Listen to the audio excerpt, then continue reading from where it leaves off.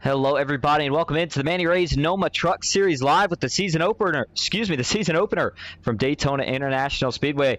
Now, unfortunately, tonight, go figure the way things seem to work in life, we don't have any overlays. SDK is not working for me. Tried troubleshooting as many things as we could pre-race, had it working earlier, had everything ready to go. And unfortunately, here we are. So when you're wondering why you don't see a scoring tower, why we can't switch cameras easy, this, that, and the other thing, that is why tonight. So again, I'm going to just apologize now. The broadcast quality is going to be a lot less than usual. But these guys came out here to race. They wanted a show, so we're going to give them the best we've got with what we've got. I appreciate you all tuning in and working with me here tonight. So you'll be seeing this pop up quite a few times here tonight. This is actually the Racer's UI, so we'll be using this tonight instead to get through camera angles, and we'll have it off as we're looking through results. So here we go, taking a look at your starting grid here on the night. How about Ronnie Morrison taking the pole? He will roll off first. And you see Russ Kilgore actually just getting rolled off. To his outside, though, is going to be Kenneth Redinger. Bill Hills back in third. Clay Cantrell in fourth. Going to go another spot back. Kevin Winker in fifth. Randy Bonomi sixth. Jay Stinson in seventh. Joey Hickox eighth. Dylan Paws ninth. And Landon Kern rounding out your top 10. Justin Parham starts 11th. David Traylor in 12th. Brody Benty in 13th. Wiley Cantrell 14th. Sam Boutwell 15th. Matthew Fritz in 16th. Riley Gomes in 17th. Clinton Woodby in 18th. Justin Bentley in 19th. And Nick Wood rounding out your top 20. 21st, Keith Prince. 22nd, Haas Beverly. 23rd, Jeremy Beal. Michael Lawrence, 24th. Aiden Lunn in 25th. It's going to be Ryan Newman in 26th. Derek Catt, 27th. Zachary Stevens, 28th. Mark Beverly, 29th. And Chase Greer rounding out your top 30. 31st tonight is going to be William George.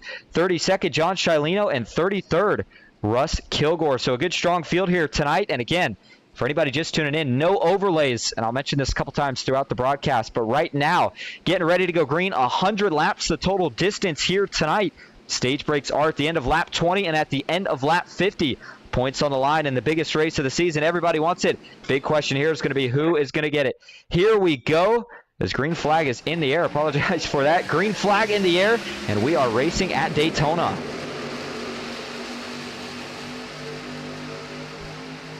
Good start right out of the gate as they're going to stay 2x2 actually here as they get down to turn number 1.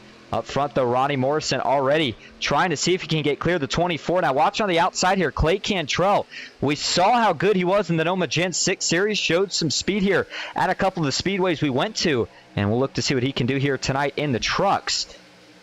And right now, looking for a couple of teams that, again, we do have a lot of different teams. A lot of guys from actually the Asphalt Outlaw Racing Series decided to come over here, give NOMA a try, see if they can maybe secure themselves a championship. And so with that knowledge, it's going to be interesting to see how they progress throughout the season and how quick and they can get into victory lane. A little bit of bobbing and weaving going on further out back, but still 2x2 for the moment. As we go up to the front here, apologize for that. Again, we're still trying to work some of the controls here, so if you see me struggling a little bit, and you will know exactly why here. Working on going back here to the field. I'll tell you what, I think we're going to do this a little bit different, at least for now. Keep things a little bit more simple. And so you're going to see the mouse on the middle of the screen. I was trying to see if I could make some of the stuff a little bit smaller. And it's looking like this is the best I'm going to be able to do, so this is what we'll keep for now. But as we actually go back here towards the front of the field, we were taking a look towards the back. Everybody's still 2x2. Nobody darting out 3 wide just yet. And again, it's early on in the race. 100 laps is plenty of time, but that stage break is what makes you think these guys are going to get antsy at some point. It's just a matter of when. But right now, it is still Ronnie Morrison who leads the way here. He has led the most so far, but Kenneth Redinger is sticking strong with him on the outside as they climb what is well over 30 degrees of banking here at Daytona International Speedway. Morrison's got help from Bill Hills and Kevin Winker. Now, Kevin Winker, one of those guys that I promise at the end of this race, you're going to see him probably be the first one to try to make it 3 wide, depending on if the opportunity presents itself. But Kenneth Redinger, man, almost got clear there at the end of the Daytona Super Stretch. Decided not to drop down, though, stayed up. And he's looking to get another push here from Clay Cantrell as they work off of turn number 4. Randy Bonomi back there as well, and then it's Joey Hickox in the 3. A little bit of single file action actually starting to form up out back now. Just started to notice that here. As, again, I don't know why it keeps going back to the pace car there every time we come around. But if we go to the spotter view here and actually back go through the field a little bit further back. You saw Sam Boutwell in the 47, but let's see how some of these guys towards the back of the pack are doing. Michael Lawrence currently back in the 27th spot.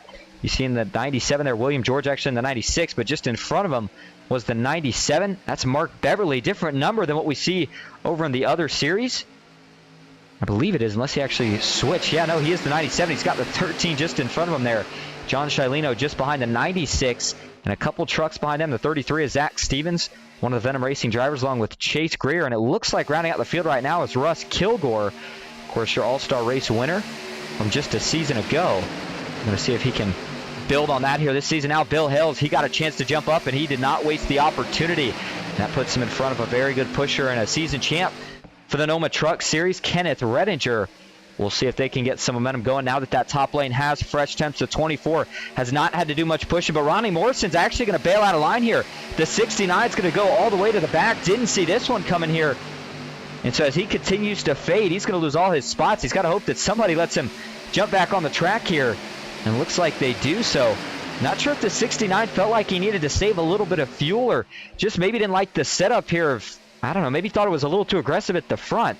Certainly seems like things are pretty tame for the moment, but as he shuffles back, that now hands the inside lane over to Kevin Winker. Not for long. Bill Hales jumps down as they cross the stripes that time. And again, it's at the end of lap 20 is when we are expecting to see, of course, the end of that, well, the end of lap 20, I should say, is when we're going to see the end of stage number 1, and we have 6 laps now complete. So still 15 laps to go here in stage number 1. Still plenty of time to make a move if you're trying to make something happen. But Dylan Paul is now back third on the inside. But it is that outside line that's rolling. Kevin Winker jumped up. Him and Redinger got linked together. Redinger, though, is going to ditch him at the end of the back straightaway as he jumps low. Bill Hales will try to pull up to the back bumper here. The 42 of Kevin Winker still up top. Now he'll get a push from Clay Cantrell. Cantrell's been in the top 3 just about all night. Now that single file line, by the way, at the back, you see there is almost migrated a little bit to the top here, interestingly enough. And so you got to wonder if they're, so I don't think there's, again, I just don't see any fuel saving going on right now. There's no real gain from it. So I think this is just everybody trying to get a feel for how their trucks are handling. You see the 8 of Chase Greer back there with the 96 of William George. He does have a teammate in Zach Stevens. The 14 of John Shileno with the Sonic Graphics design truck. He's got a teammate in front of him as well there with Mark Beverly. And then on the inside right there, Ronnie Morrison. We're going to have a couple more jumping back here. Clinton Woodby, the 63 and the 99. That might have been a big moment up front.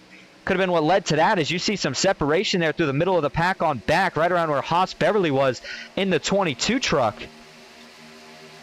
And so now that Redinger has got the lead, he's getting a push from Bill Hales, but the 93 machine here, actually just in front of him rather, Joey Hickox on the inside. We're taking a look there though at the 93, Jay Stinson.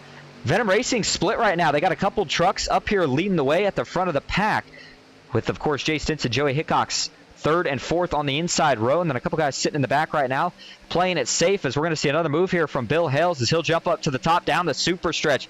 Kevin Winker with another really big push for that 53 machine as they go into turn number 3. It is now 8 laps complete here at the World Center of Racing. The 24 of Kenneth Redinger on the bottom. Bill Hales trying to lead a couple more here. Didn't get the chance to lead him early as he was doing a lot of the pushing for Ronnie Morrison. Once Kenneth Redinger had a chance to jump down, we saw a couple more lead changes, and that has led us to the point that we are at right now. Now notice a little bit of a shade towards the left side of these trucks. Time of day is afternoon, so track temp still could be potentially warmer than it's going to be by the time this race is over. So look for handling to maybe pick up and get a little bit better as this race goes on. But pushing right now is the name of the game, and we are seeing quite a bit of it in those first couple rows. And if you're Kevin Winker, you can push in the corners. Actually, that goes for both of these guys, and we're going to hop on board here with Kevin Winker to see if he's doing just that. Yeah, he is. Now, the trucks, again, different from what we saw in some of the other series. However, the Gen 6 cars, they could do this as well, and that's stay tandemed up for as long as you want, as long as you have the temps to do it. So you get to the back bumper of the truck in front of you, in this case, Kevin Winker and Bill Hales, and notice that as long as he stays right about on the center of that chrome truck, that chrome rear bumper, if you will, he can push him as hard as he wants, again, even through the turns, and it won't cause any trouble. Kenneth Redinger still on the bottom, though. Just behind him, Jay Stinson in the 31. First chance that he's had to be a pusher here so far tonight, and doing a good, strong job of it so far. Chopper cam, but we're going to go to the blink cam here take a little bit of a different angle, at least from the aerial coverage perspective. And again, very surprised that nobody's gotten a third lane going yet. I mean, we're halfway through stage 1. There's no pit stops expected, and I would say with about 5 to go, it starts to really become a gridlock. We'll see if the 16, further back, looked like he was taking a shot at it there. You wondered, was that? I want to make sure I think that's Justin Bentley in the 16 machine. Yeah, sure enough it is. Saw some glimpses of speed last week. It was good to see him back overall in the series this season. Just in front of him, another one of the Grandstand Racing drivers, that's Justin Parham. David Traylor to his inside in the 54, Haas Beverly in the 22, Keith Prince in the 03, just a little bit further back than all of these guys. Now 11 laps complete as we go through the rest of the field. Again, still 2x2, but back towards the front. The race for the lead now. Bill Hales is going to get the nose out in front yet again. Kevin Winker staying very loyal right now to the 53. Could push the issue, but doesn't seem like he's trying to do so, at least not at the moment. So as everybody stays nice and organized as they work out of turn 4, Stinson had a chance to jump up top when the run faded on the outside. And now this will be his first time poking a nose out in front. They got to try to get him clear here before the entrance of turn 1 to make that move work. I think they're going to have the momentum here. Bill Hales has to push for all he's worth. Not quite enough. Joey Hickox was able to keep Kenneth Redinger right up there in the mix. But you see no help. Sam Boutwell plays just as important of a role, being that third truck on the inside as Joey Hickox does, being the lead pusher. Because once those trucks come untandemed, you need an arrow push from the third truck in line to be able to stay close enough to get back to the rear bumper. Jay Stinson gets clear, waits for the run to come back from the inside, and then quickly drops back down to the bottom. And so that now pushes the 53 of Bill Hales up top, the 42 of Kevin Winker, the 88 of Clay Cantrell, still third on the outside. Almost some contact there for just a moment, but they all keep it together. Now again, for anybody just tuning into the race tonight, I know you're probably wondering what's going on here. I hear a guy talking, but I'm just seeing the trucks go around. Well, unfortunately, the software that we normally use, of course, that has all our overlays that I can customize and get driver cards, this, that, and the other thing, it's not working tonight. For some reason, it's down. It will not let me use it. Kept getting an error code. We checked everything earlier. Everything was working just fine, and then all of a sudden we got back on to get into the race tonight. Nothing was working, so that's why you see no scoring tower on the left side, no sponsor logos on the top, no driver card for any of these guys, and also why you're seeing us have to do this the manual way through the Racer's UI. So I do apologize. I hate when stuff like this happens, especially in the season opener. All these guys paid good money to come out here, look for a good show on the track and on the broadcast. We hate when we can't quite provide that, but nonetheless, still giving them the best we can here tonight, and we appreciate everyone sticking around for it. And speaking of sponsors, how about Manny Rays tacking on for another season, of course, bringing back the NOMA Truck Series along with a couple of the other NOMA Series. Blue Ridge Auto Group's back, Flatwoods, all the same sponsors that you saw from last season making a return. And I mean, who can blame them when you got a series this good? You knew that you want to come back to NOMA, but here we go. Is now 14 laps complete, and we go back towards the front of the field here. I was looking at Landon Kern there for just a moment. I was going back to see if something had happened there as we actually got up to the pace car. But Redinger, who's still on the bottom, Bill Hales on the outside. Jay Stinson wasn't able to hold the lead for as long as he would have potentially liked. Apologize there as we went back a lap in time. Again, still learning these controls, so if you're wondering why I'm a little bit twitchy with them, not the way we normally do it here on the broadcast, but nonetheless, good view of what the action looks like 2x2 all the way throughout the rest of the pack. And Kevin Winker, by the way, one of the new additions this season, as well as a lot of new guys. I mean, we got quite a few rookies. I know Jay was texting me before the race talking about the field filling up with guys in a couple of the other leagues that we see Jay running, including and mainly the Asphalt Outlaw Racing Truck Series. So I think with that, that's some of the experience and kind of the veteran presences that we're seeing tonight, and guys knowing what to do, knowing not to push the issue too early on. And with Kenneth Redinger leading Jay Stinson, I don't think feels like there's any move that needs to be made at the moment. Riley Gomes in the 9 truck. Ooh, that was a big moment right there. The 31 of Stinson slid up. He was clear, but not by much. It's going to be a good move, though, as it'll get in the lead as they cross the stripe this time. 16 laps complete. That means 5 laps to go here in stage number 1. Again, 2 total stages on the night. First stage is going to end at the end of lap 20. Stage 2 will end at the end of lap 50. Extra points on the line. And, of course, a chance for everybody to go in, pit, take 4 tires, the full service under caution without having to worry about losing any time. Another big charge here from the inside. Joey Hickox got locked on to Kenneth Redinger. They'll be able to hold off the momentum from the outside as they work into turn number 3. Oh my goodness, Jay was not clear. He slid right across the front bumper there of Kenneth Redinger. That was a really risky move. I think Redinger cut him a little slack, as you actually saw Jay tap the apron in the process. But you got to make some friends early. You certainly don't want to make enemies. And now Redinger might be saying, okay, man, that's your one shot. I don't know if I'll give you a second one later on. But as he gets back clear of the bottom, that might have been just the right time to do it, as we'll be coming to 3 laps to go when we cross the stripe next time. And that's right about that point where you start to expect that it becomes that gridlock, and the only way you're going to go to the front is if you jump out to the third lane. And speaking of that third lane, looks like a couple people are starting to give it a couple thoughts here. Nobody has jumped out just yet, but I'm telling you, further back here, maybe right around where Keith Prince stands, I think that's where we see somebody jump out. The 7 truck fading towards the back here. As Ryan Newman, again, that's not the Ryan Newman, but that is certainly a Ryan Newman. And that's the 7, though, of, I believe is that Wiley Cantrell? Can't tell exactly who that is, just in front of Zachary Stevens for the moment. Yeah, that is Wiley Cantrell. Fading to the back for the moment. Chase Greer just behind his teammate in the 33. And so, oh, here we go, 3 wide right in the middle, the 44 machine. Going to try to make something work here. This is where things can start to get a little bit sketchy. Is that Aiden Lund? It might be. This is another one of the new drivers in the field, the 44 truck. That is, no, the 32 is Aiden Lund. And actually, if we go a couple more rows up here. Oh, now we're going to have one jump off here. Riley Gomes, I think he got some help there. As he jumps back in line, Jeremy Beal in this mix as well. Justin Parham, Randy Bonomi now on the outside. Just like that, we are 3 by 3. Once these guys start to smell the end of a stage break, that's when the aggression starts to ramp up. Randy Bonomi on the outside. He is getting help from a couple of guys. First one, the 16 of Justin Bentley, along with the 03 of Keith Prince. The 53 of Bill Hales, though, still leads that inside. On the outside, it is Kevin Winker. Both of these guys with a lot of super speedway experience. They know how to get the job done on these kind of tracks, but you always hear the saying, you need a lot of skill to get to the front, but you need some luck to stay there. And right now, as we come to the end of the stage, this is going to be a hold your breath kind of scenario for the next couple laps. As there's no more real give at this point. It's going to be all take. And if you're Kevin Winker, got to think you are probably holding on for dear life right here, because Redinger is going to push for all he's worth. As they work into turn 3, the 42 does not take it, though. Thought he would jump down, chooses to stay up. Maybe feels like the push up top's a little better right now. You can carry a little bit more momentum the bottom, the shorter way around, but Winker did jump down through the middle of the corner, jumps back up. Redinger cuts him a break. It stacks him up out back. Everybody's trying to hold on. It looks like they all do. Another really, really close call. Now a bigger stack up. Everybody's trying to save it. 3 wide Parham. Redinger shuffled out of line. Looked like the 44 as well. And now that is going to set us up for 2 laps to go. Bill Hales in first as we shuffle all the way back to that near incident. Did not bring the caution out. Redinger's going to have to jump in line behind the 93 here of Landon Kern. Not the way he wanted things to go. There's the 29 of Matthew Fritz. The Manny Rays scheme on tonight for the Manny Rays Mafia.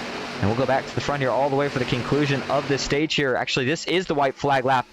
Lap 20, so this is the drag race. Who's going to get the stage on the bottom? It's Stinson versus Winker up top all the way to the start-finish line. Keeping it clean, keeping it close. It's going to go to, I think Jay Stinson just squeaked it out. Man, that was close. We'll have to go back here and take a look at that one frame by frame. Oh my goodness. All the stacking up out back surely did not change the racing up front. So here we go. First view we're going to take here is actually going to be from the spotter stand. Just as they come across the line here, we're going to slow this down just about as slow as we can get it. You see at that point, Jay's still, I think, just barely got a nose out in front. Winker's got a good push from Cantrell. In fact, both lanes right here pushing as hard as they can. Oh, man, that might be too close to call. And this is just for the stage, by the way. Let me tell you what we're going to be in store for later. This is the closest angle we can get of it. It might be Winker. Oh, my goodness, that is so incredibly close. I think it's Kevin Winker. Man, what a finish for stage 1, and it's a photo finish at that. I'm going to try to go one more frame over here and see if we can get the same view. I can't tell. I cannot tell. What a finish for stage number 1, if that's any sort of indication of what we're going to see for the end of this race. We are in for a good one. Well, I'll tell you what, we may not have overlays, but we still have the chance to hear from your stage winner. We're going to have that and more, an update on pit stops here when we come back. Going to take our first break tonight. We will go side by side so you don't miss a thing. Stick with us.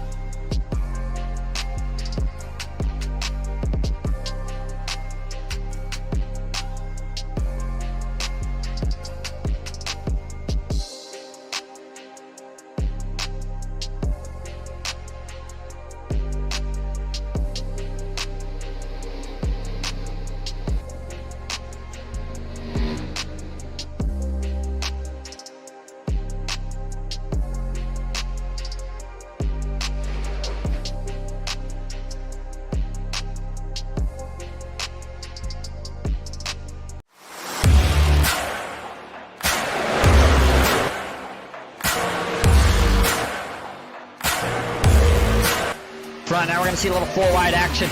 Crazy out of the trail. Oh, he gets it in the lead under wreck. 3 by 3 entering 4. 3-2. At the flag stand, side by side, it's going to be Jason Maines winning it at Talladega.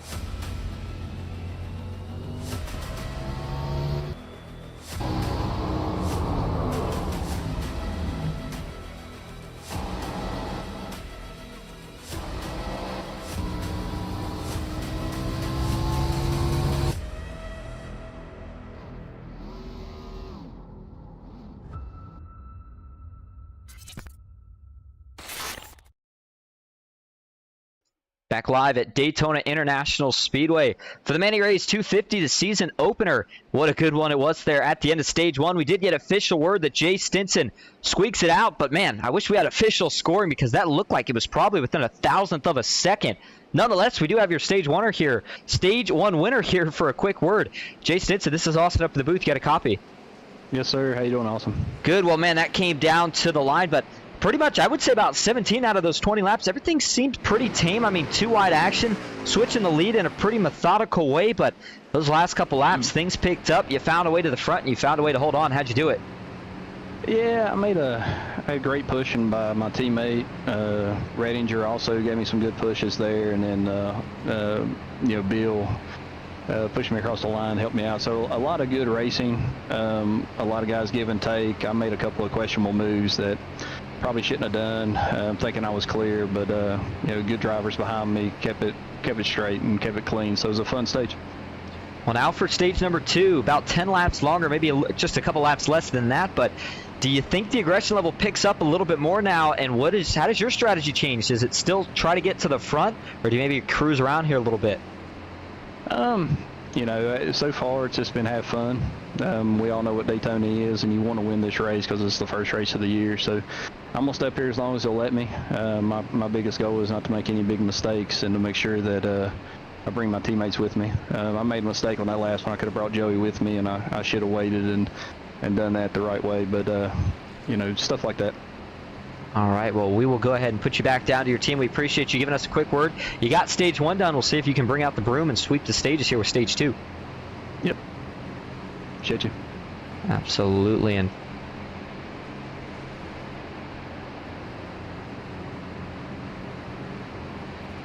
didn't mean to accidentally cut him off there. Again, thrown off the game here tonight by the lack of overlays. Nonetheless, appreciate still a good crowd tuning in, 29 people. So hopefully everybody's having a good time. And I know these guys on track certainly are, but we're going to go back up front here as we get ready for the restart. This pace car is going to pull off this time, and Kevin Winker, Bill Hales going to lead us to the green flag here for stage number 2. Again, you see right there, this one's actually going to go down as right about 26 laps. Exactly, it looks like, as they cross the line that time. Right through the gears. Kevin Winker, boy, did not take him long to jump up. He knew that outside's the place to be at here for this first lap. And so he's going to pick up Bill Hales. The problem is, they don't have help from that third truck yet. The bottom is a little bit more organized. In fact, Joey Hickox already to the back of Clay Cantrell, maybe going to be able to push that 88 clear. If he does, that'll give him a chance to maybe think about jumping up himself. He's not going to do it just yet. He's trying. He doesn't have enough. Clay Cantrell's clear if he wants to go. Joey Hickox, though, is not. Still only 2 trucks on the bottom. Or on the top, rather, and as they dive into turn 3, it's 2 on the bottom as well. Stinson's trying to close up to the back of his teammate here. Joey Hickox is all but clear. I'm talking probably about a foot from being able to jump up in front of Kevin Winker, but he's not going to be able to do it. Now we're starting to see the help come back to that outside line. Justin Parham is getting a little bit of a push now from Matthew Fritz.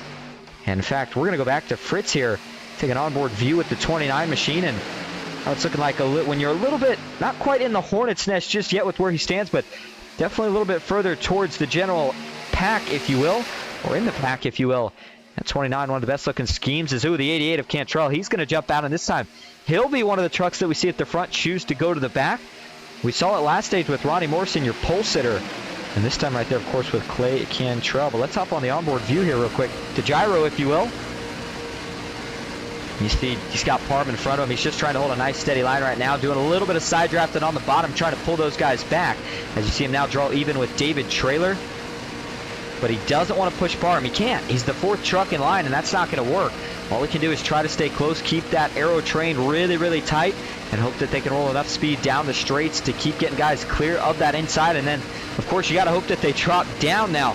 Unfortunate news for the outside lane was that Kevin Winker, he doesn't like dropping down too much unless he feels like that lane has the momentum. He'll go with whichever lane has the momentum, and usually that momentum is coming from the top, but here we go. Matthew Fritz, he's going to jump down just in front of his teammate there, Zach Stevens. And so now the 29 and the 33 are linked up. We'll see if they can make anything happen. Jeremy Beal on the outside in that 44. There's the 54 as well of David Traylor. As we continue to scroll back through the field here, double file all the way back to the 63 machine just behind Chase Greer of Brody Benty. We see Brody as well in the Asphalt Outlaws Racing Truck Series, and now we get to see him at NOMA. He is the first truck in what is now kind of developing the single file line, and then Sam Boutwell at the end of that line. After that, there's a second pack starting to form here. Haas Beverly, Russ Kilgore, Keith Prince, the three trucks that are still kind of bridging between that first pack and second pack. And as it stands at the moment, I think everybody is still within range to stay with this lead draft, but they really need to be careful back here. John Shileno, Riley Gomes jumping to the outside along with the 02. Looks like of Nick, I believe, is that Nick Wood? Hopefully I'm pronouncing his last name right. Again, I can't really see it, so we'll blow it up a little bit. Don't want to get it wrong. It's Nick Wood, excuse me. And so Nick Wood, another one of the new drivers this season. He's got the ASC certification truck here tonight. That's a Ford F-152, so he's going to be looking for a couple teammates right now, though he finds himself in a sea of Chevys. And we'll head back towards the front of the field right now, actually, as we finish off towards the back of the field. Wiley Cantrell and a couple others. And so this second pack still working to see if they can catch the leaders as it stands for the moment. But as we do go all the way back to the front, up front now is Kevin Winker, still on the outside, but a little bit of change on the inside here. Looks like Joey Hickox is going to stick his nose out in front for the first time here tonight. I don't think that'll be the last time either. You hear me saying that. This was last season's champ, of course, one of the series owners. And we know how much he loves super speedways and then tracks such as, well, a lot of the faster mile and a half, rather, such as Las Vegas, Texas. Las Vegas and Texas. But here tonight, he's looking to see if he can get the job done at Daytona. And I really like the way that Jay Stinson put it. Everybody knows what Daytona is. It's such a big race. It means so much. It's the season opener, but it's basically the Super Bowl of racing in any league. So if you can win here tonight, it's going to be a lot of momentum to be able to carry throughout the rest of the season. So now 30 laps in total complete, and well over probably at least a dozen lead changes up to this point on the night before we've even completed halfway through, or the halfway mark of this race. And notice, you'll see the little driver box pop up. If you can see the mouse on my screen, you saw it pop up there for a moment. That is driver radio chatter, which actually we could hear. We might turn it on after, but sometimes these guys will say things that maybe isn't friendly enough for the broadcast. The point is, there's a lot of communication that actually goes on between drivers here at Daytona, both guys that are working together and guys that aren't. You got to let people know when you're trying to pit, when you're staying out, what's going on. There's a lot of things that can go wrong here, and if you're not careful, you can get yourself caught in a scenario of that sort. Now, again, fuel mileage, I believe, is 75%. Again, we don't have our race info here tonight. That goes along with the overlays, so we can't be for sure on it. If that was the case, I don't believe these guys could make it quite all the way on fuel. You figure that'd probably get them somewhere between, if you did halfway between, we'll say 32 and 16, it's going to be probably, oh man, it would be really, really close actually, maybe right around 24. So I wonder if that's why we saw guys like Clay Cantrell jump to the back. Again, the end of stage number 2 comes on the end of lap 50. Yep, well, that answers that question. Here we go. We're going to see around the pit stops. It looks like it's going to be all of the Venom Racing drivers along with Riley Gomes just diving it in really deep. He's going to make it in, though, it looks like. Nicely done right there. Riley Gomes split in the middle, 3 wide to pick up some extra positions in the pits. You don't see something like that too often, but that was a really nice move right there from the 9 truck. Riley, a rookie last season, no longer the case this season. Joey came up a little bit short. He's got to hit the gas pedal a little bit longer. I think he's going to be okay. This will be just a fuel-only stop, and you see it's not much fuel at that. They will all roll off. Riley Gomes is going to win the race out, followed by Jay Stinson, Zach Stevens, Chase Greer, Joey Hickox, Clay Cantrell, Matthew Fritz, William George, and a couple others. It might be Wiley Cantrell as well. I can't tell who's rounding out the back of this pack. And now, the question is, do we see the rest of the leaders decide to pit here this time around as we go back to the front? Well, we're going to see at least one more peel off here. And it's going to be Russ Kilgore. As there you see, yeah, he's by himself, so he's really going to have to hope here that he gets a good stop and is able to get out and get with that group that just picks. If not, he's going to be in a lot of trouble here for the rest of this stage, as he will most likely lose touch with the draft. So as he starts rolling back out, now you ask yourself, okay, well, where is this group at? Riley Gomes working his way through turns 3 and 4. There's Jay Stinson just behind. Russ Kilgore is already back rolling. He had a pretty long ways to go, but I'm wondering here if maybe he's not able to actually stay in front of this group. And as we continue to go on back, we'll go all the way back to your leaders up front. Kevin Winker leading Bill Hales. Waiting to see when this group decides to make the pit stop. Yeah, taking a quick look at the results there. That is how it stands at the moment. And so, no, nobody chooses to come down to the pits this time around, so they all stay out for yet another lap. And now it is 34 laps complete here at the World Center of Racing. And that's going to make it 17 laps to go on the stage. And from what we saw with that first group, certainly don't believe that anybody back here can make it unless you're saving a ton of fuel towards the back. And even then, it would be really close. So I think this is just a scramble for track position. Get all you can get.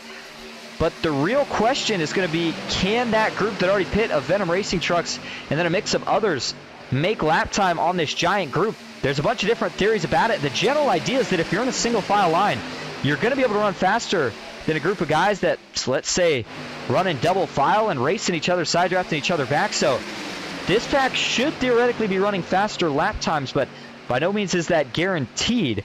So Jay Stinson up front. Here's the best way we're going to have a chance to look at it. In fact, we'll zoom this in a little bit more. His last lap speed right there looks like was a 48.499. And if we go back here closer to the front of the field, in fact, apologize, didn't mean to go back a lap there, but I meant to say, if we go back towards the front of the field here, where Kevin Winker stands, compare that to his last lap time, and this is what we'll keep doing here for the next couple laps. I think that gives us the best idea. Looks like he ran a 48.3, and again, if you compare that, a 48.3 to the last lap for this lead group right here, 48.3 to looks like it's going to be a 48.5, so right now that lead pack is still faster. Bad news if you're Jay Stinson and everybody else in that group. And here's a third group we've actually got formed. Wiley Cantrell, Randy Bonomi is leading it. And you see they got the 13 back there as well. Of Derek Catt, another one of the new drivers. And a little blink there. But up front, Justin Parham in the 19. Ronnie Morrison starting to make his way further up the field. Kenneth Redinger, Bill Hales, and the 42 of Kevin Winker still waiting on that round of pit stops for this group before this stage is over. Now, what they could be trying to do here, in fact, let's see if we can up on the cockpit view here for Kevin Winker. The reason these guys might be staying out as long as they are is that group that's ahead of them, and this is that third pack, not the pack that already pit, but that third pack of 4 trucks. If they can get within a second and a half of that group, close the gap, they will actually be able to pull a tow for probably about a lap. You would be amazed at the amount of extra time they can make up by doing that. And so staying out, the longer they do, the better their chances are of catching that group, which they are running much faster than right now. That would, again, help continue the idea of gaining time on the group that already pit and not having to worry about them once they come out from their pit stops. And so as we take a look at the blimp cam, you see things continuing to break apart here. Kevin Winker, Bill Hales, Kenneth Redinger, and Justin Parham on the bottom. Brody Benty, Clinton Woodby, and Dylan Paws, 3 of the Asphalt Outlaw Racing drivers up top. Here's the 69 of Ronnie Morrison by himself, kind of bridging between these guys. He's going to pull the 51 of Ryan Newman, the 44 of Jeremy Beal, the 02 of Nick Wood. And, I'm seeing some radio chatter. Our pit stop's getting ready to occur right here. Yes, they are. Looks like Bill Hales chooses not to go in. Neither does Kevin Winker, but Parham did. So did Kenneth Redinger. So this is at least some of the Grandstand Racing drivers, maybe a couple others here. Yeah, looks like the 51 decides to bring it down as well. And try to figure out, is that 69 of Ronnie Morrison? I believe it is. Yeah, so Ryan Newman and Ronnie Morrison, the 2 that tag along that aren't on Grandstand Racing. Notice that Sam Boutwell, who is a teammate to these 2, did not go down to the pits this time. Not sure if he had already pitted or if he was still in that pack. Find out in just a moment. So now these 4 have to all try to get linked up and make a lot of time before this group right here is able to catch up. You see David Traylor is getting ready to get I'm not sure. This might be putting him a lap down, actually. That's an unfortunate. Yeah, Trailer is not on the lead lap. Not sure what happened there, but actually didn't mean to pause it there. I was going to say, as we go back, though, here, Riley Gomes on the inside, Russ Kilgore. We'll go a little bit further up here to Jay Stinson. Go to the cockpit view and see just how close they are to that group of 4 trucks. Yeah, they're going to catch them with no problem. And in fact, what appeared like they might have been losing time might have been that they were gaining time here, because you see they're going to be able to slingshot right around all 3 of those trucks, even getting locked up. And if you're Ronnie Morrison and Justin Parham, you need to pretty quickly here be trying to get back up to speed. I think they're going to be okay to at least hold on to this draft. But there you see the move from Zach Stevens as he jumps to the inside. Stinson stayed up top. Didn't see that one coming. I wonder if that was how they designed it, or if that was just a mistake. But now it's Clay Cantrell and Jay Stinson stuck up top. Joey Hickox pushes his teammate clear. He's going to bring a teammate with him. Now the 9 of Riley Gomes with trouble there. You saw him get shot to the apron. Caution is out. And what happened right there for Riley Gomes? Not sure. Did he hit anything? Yeah, he must have. You see the left side of that truck really beat up. And he was having a good run.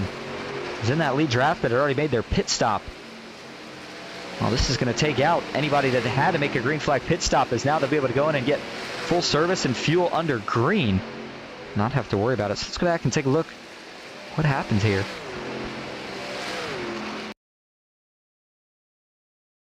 This was on the short shoot coming into turn 1, just on the exit of the trial here. Does he try to get down in line? Yeah, it's certainly exactly what it looks like there. That's William George that he makes contact with. And again, he tried to get in line, but just really was not quite clear. So as a result, you saw all the contact that ensued there. Go take another look at this, because there's actually, I don't want to call it a secondary wreck, but it's almost a cause and effect kind of scenario here. So you'll see the 9 jump down. In fact, we'll see if we get a little bit of a different angle of this here from TV1. He's close to clear, but he's just not quite. And, I mean, yeah, that's the only thing I could think. Looks to me like William George is holding his line, but then as Riley tries to fit in the gap, space quickly closes up. The 9's going to go for a ride down here. Hard hit to the inside safer barrier. Wasn't able to avoid it.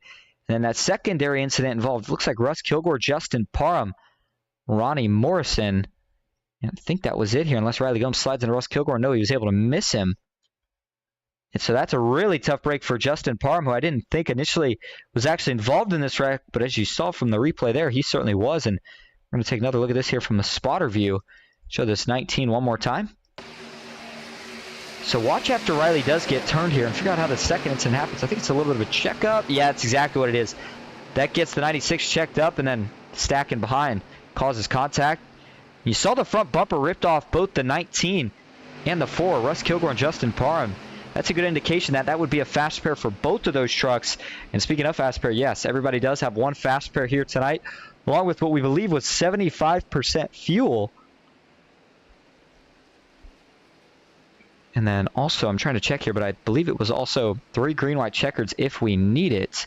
And then 4, maybe 4 or 5 total sets of tires laying in the pits. And then 250 miles is the total scheduled distance here on the night. Well, so we'll go back live here. You see Parham looks like he's rolling off of the pits. Seems to have gotten everything bandaged up on that truck. Again, assuming he probably had to use the fast pair. You know, he wouldn't have liked to this early on. Again, we're not even halfway through this race just yet. So still a lot of action to unfold here. Still a lot of things that can happen. But as we actually go in the gearbox here for the pace car. We'll go rear chase with the pace car for just a moment. Lights still on, so expecting maybe 2 more laps of pacing here. Or rather, 1 more lap as we come around this time. Look to see those lights flip off. But it is Kevin Winker out in front. 41 laps complete. The end of the stage coming at the end of lap 50. So looking like it's going to be an 8 to 9 lap shootout to decide the winner of stage 2 here at Daytona. We're going to take another break. We'll go side by side so you don't miss a thing. Stick with us.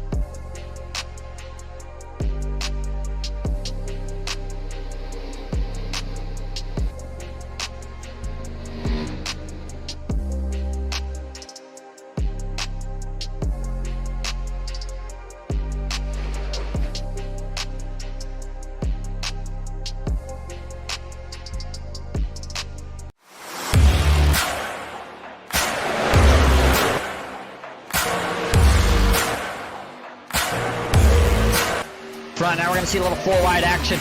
Crazy out of the trailer. Oh, he gets over it into the lead under wreck.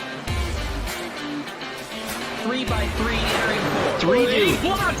At the flag stand, side by side, it's going to be Jason Maines winning it at Talladega.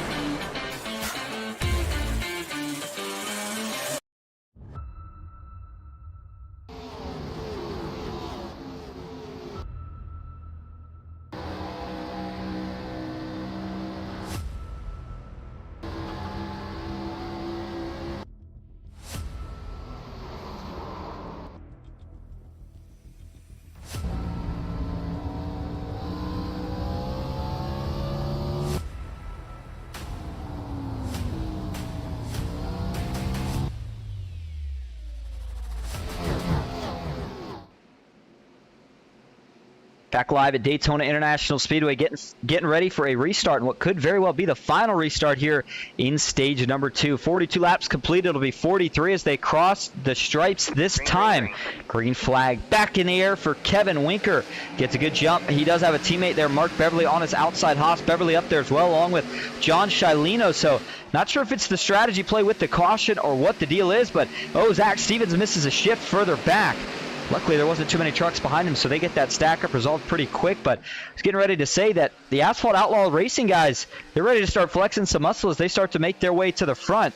You see they've got the logo on the hood, the 97 with a big push from the 42 down the super stretch this time. And on the outside, Haas Beverly has got help from John Shilino, Joey Hickox there, and now we start to wonder, again, when do we see that third lane? Now, quick note again for anybody just tuning in, including Albert Anderson who asked it. That's why I want to bring it back up.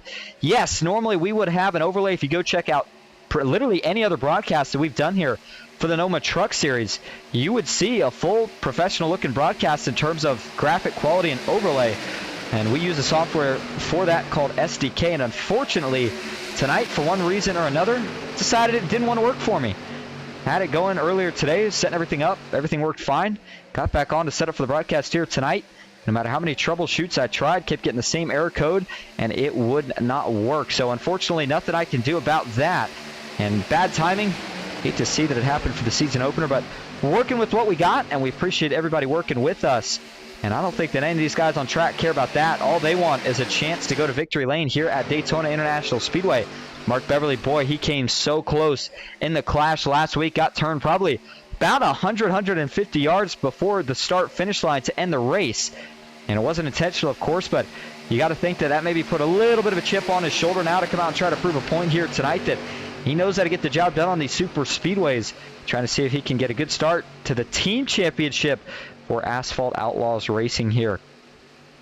So I wouldn't be surprised here if what we see from Kevin Winker is a lot of loyalty here, because, I mean, he's got a teammate on his, well, on his nose right now, and then a teammate on his outside with Haas Beverly, John Shilino as well. So they've honestly got the bottom and top locked up as it stands for now. No real reason to try to make anything more than it needs to be.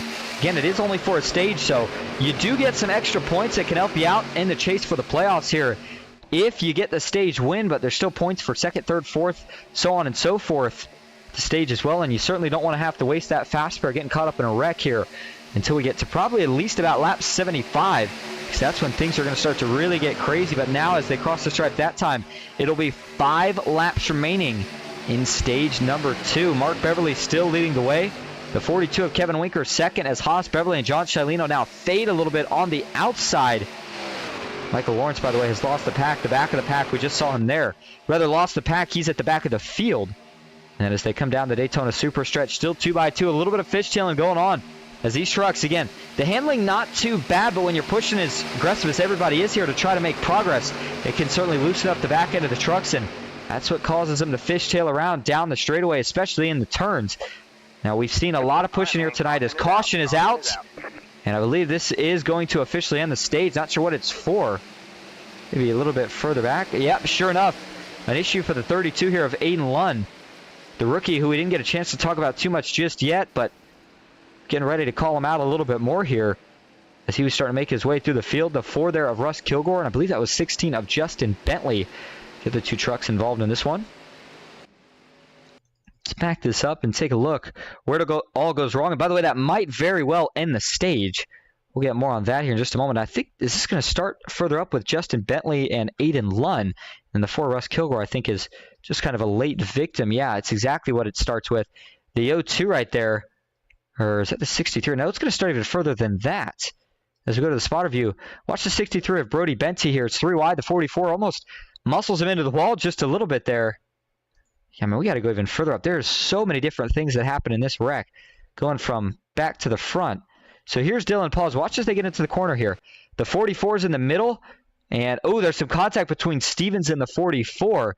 He gets up the track into Brody Benty. That causes a checkup. Dylan Paws backs up into the 92 of Clinton Woodby. As a result of the checkup, Woodby gets ran into by the 02. And then the wreck's on from there. Go back this up even more here. And that's just a product of, again, late stage racing. Everybody trying to find any points that they can get. And we'll go to Justin Bentley here. Watch the 16 to this. These guys, again, they kind of arrived on scene late and unfortunately still got caught up. Here's the cockpit view. So he sees the wreck, starts checking up. Oh, he got turned. Yikes. He's not going to be too happy about that one at all. Looked like there he was going to have it wrecked, and then contact is by the 96 here. That's William George up top. And is it the 96 or the 7 here that's going to just yank it down the track? And as a result, unfortunately, collect the 16 in this mess.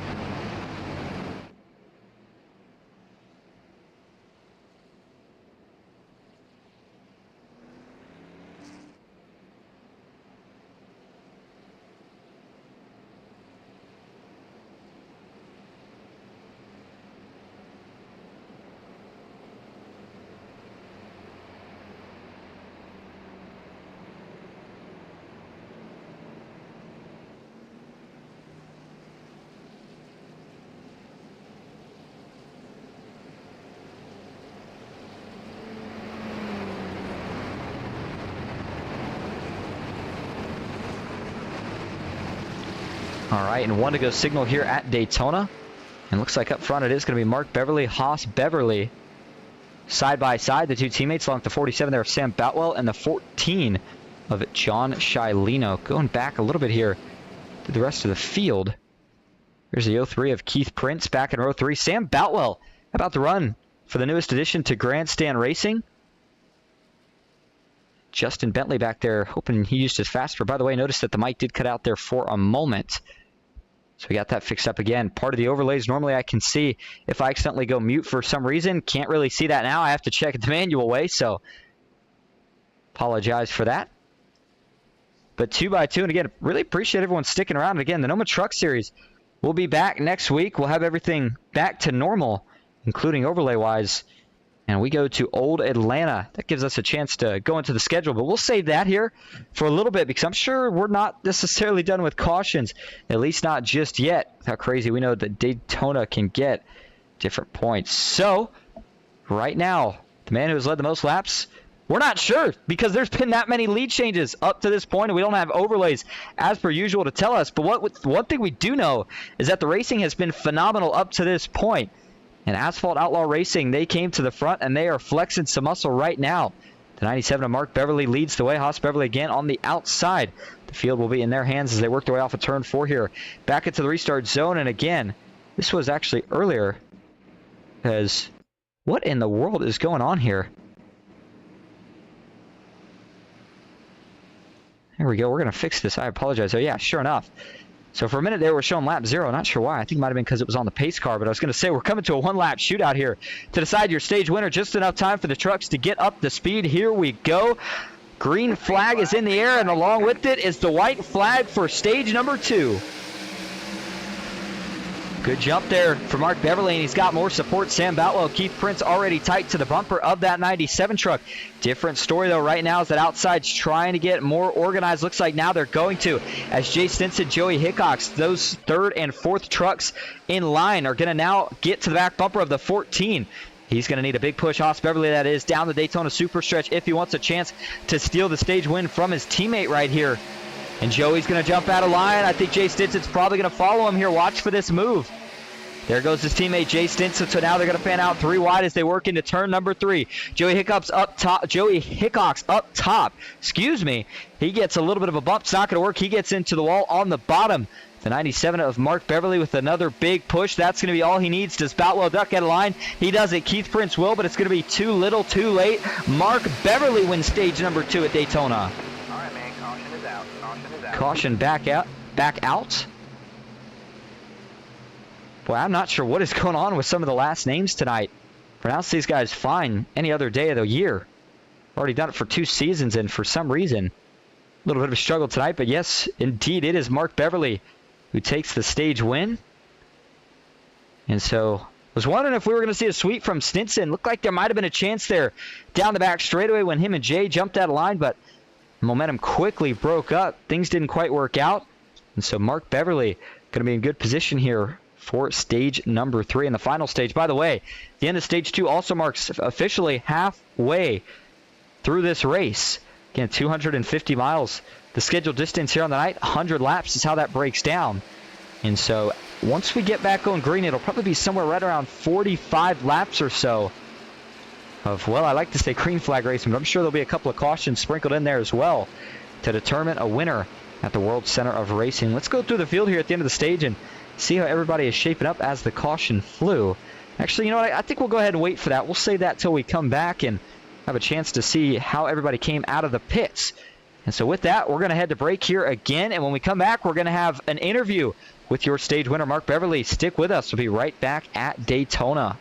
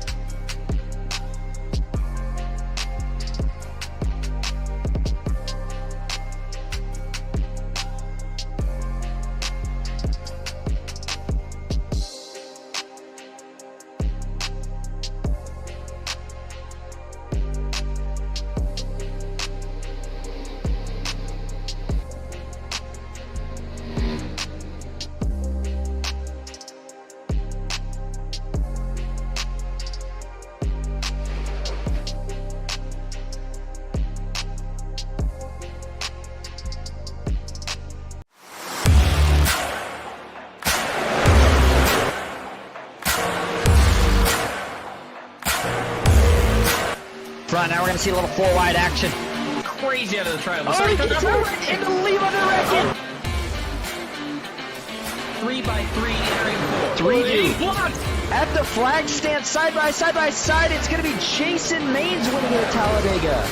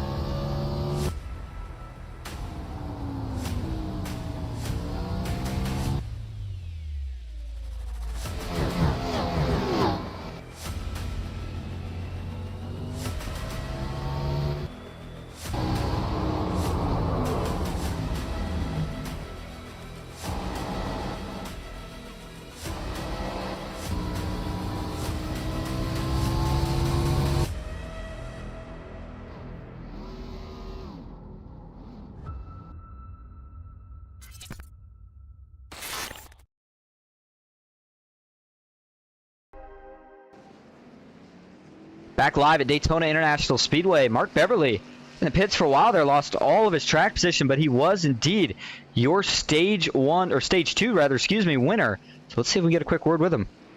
Hey Mark, this is Austin up at the booth. You got a copy? Hey, what's going on?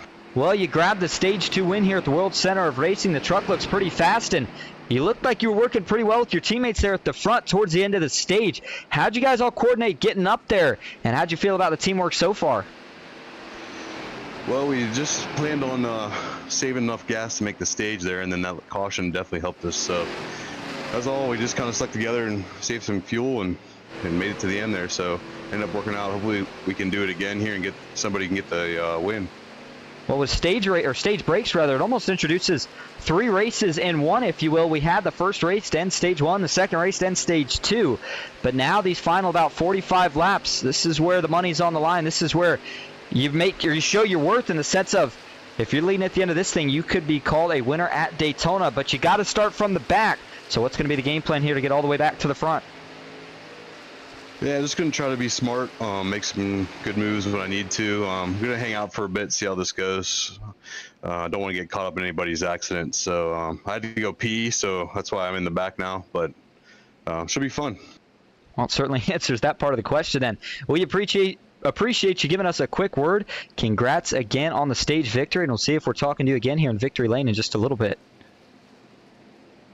Absolutely, thanks. All right, there you go. And hey, I mean, why not make the pit stops under caution? If you got to go take a break, get a drink, go to the bathroom, you might as well. You got the chance to do so. As sitting in pit road here at a track like Daytona, you can sit in the pits, I believe, for about 2 minutes, maybe about 10 seconds less than that without losing a lap. So that's plenty of time to go grab a drink, grab some food, whatever you got to do. Now that we are back, we are ready to go green. And I'm going to mention it for the final time here tonight. Not yet. We'll go ahead and save it a little bit longer. We still got a couple things to talk about throughout the broadcast, including what the schedule's looking like. No points to really talk about yet. Of course, there were some extra regular season points on the line last week with the Clash. Kevin Winker getting quite a few of those racked up. But here we go. The final stage in the Manny Rays 250 is underway. Green flag back in the air at Daytona. Really good start from the inside. You can see no help up top, at least not for the moment. And everybody's still trying to get organized, trying to find a dancing partner. Looks like that was Keith Prince and Chase Greer that jumped to the bottom. Clinton Woodby. Man, he is getting left out to dry right now. He's got no help. He's awaiting Zach Stevens to pull up to his back bumper. And looks like now as they finally work their way onto the Daytona Super Stretch, Zach Stevens and Chase Greer are going to get there. So now that the 33 is pushing the rear of the 92, they're going to make some progress. And as they get into turn 3, draw even with Sam Boutwell, and now draw even with Justin Parham as they get through the middle of 3 and 4. Kenneth Redinger still out in front. No surprise to see his teammate not jump up there. There's really no point in doing so. And so by Parham staying low, that keeps Grandstand Racing 1-2 as they work into the short chute.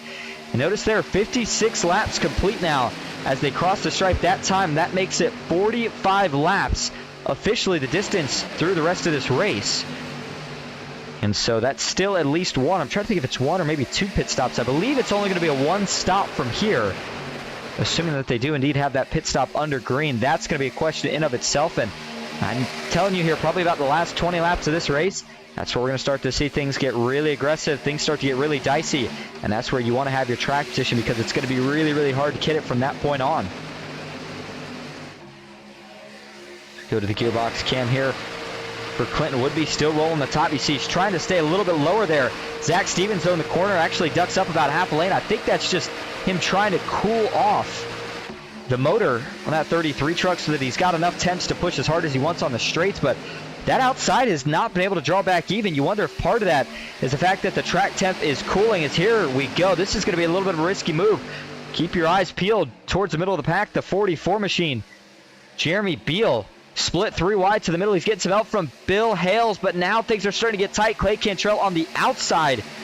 Looks like they're able to make it work. Boy, what a move that was from Jeremy Beal. That had a lot of risk involved, but he makes it work. And I think he's going to be pretty happy about it. Picks himself up about 3 or 4 positions. Bill Hales liked what he saw there too. We'll see if he decides to work with the 44 throughout the rest of this race as well. But Clinton Woodby still leading that outside line. First chance to get some laps led here tonight for the 92 truck, but he's not quite getting enough of a push. And I think Zach Stevens right now is more worried about just kind of managing this lane. Feels like there's no need to overdo it, which I mean there's not.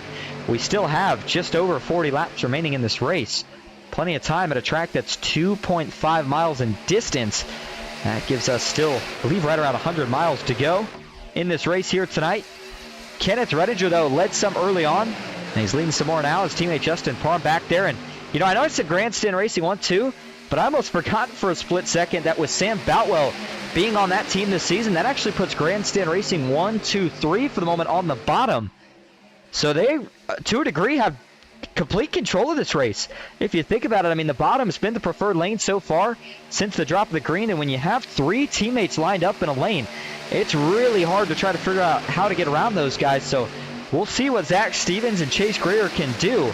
2 of the rookies last season, both were very impressive. Chase Greer, Rookie of the Year, regular season champ. And then Zach Stevens, can't forget about what he did in the NOMA Gen 6 Series with a pair of wins. And, oh, man, some contact right there between Clinton Woodby and Justin Parham. A lot of side drafting going on between those two. They're trying everything they can to make up some ground on that inside lane. Excuse me, that Clinton Woodby. Oh, man, he almost got an offset push right there from Zach Stevens. And now the third lane has formed up. It's Bill Hales and Kevin Winker trying to go to the front. A big run, a big surge of momentum from the top. Bill Hales trying to see if he can get clear here as they work into the tri-oval. You see the 93 starting to work up as well. I believe that's the Landon Kern. He likes what he sees. He's going to try to give these guys that third truck, which is really what you need here in pack racing to make something happen.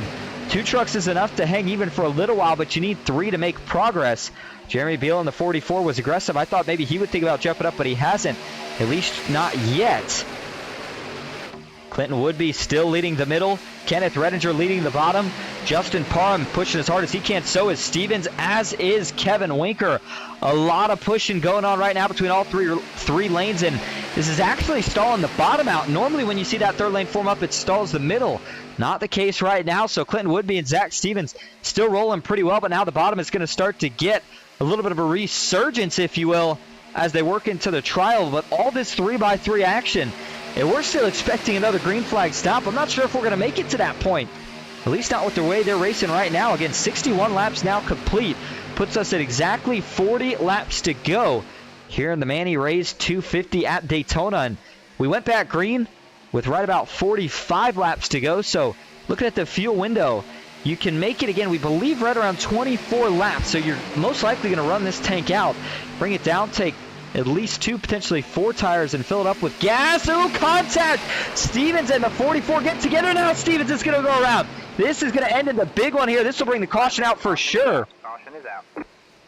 Not as many as we initially thought it was going to collect, but John Shilino is going to be a victim of this wreck. The 02 of Nick Wood goes through the grass.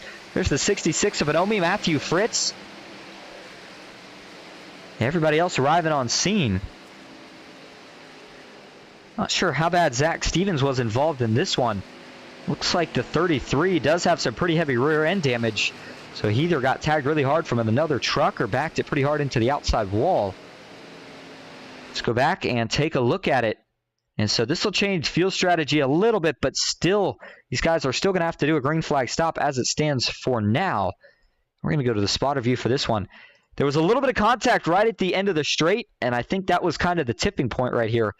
Watch the 44. I mean, they're 3 wide, and don't get me wrong, Daytona, there is not much room here.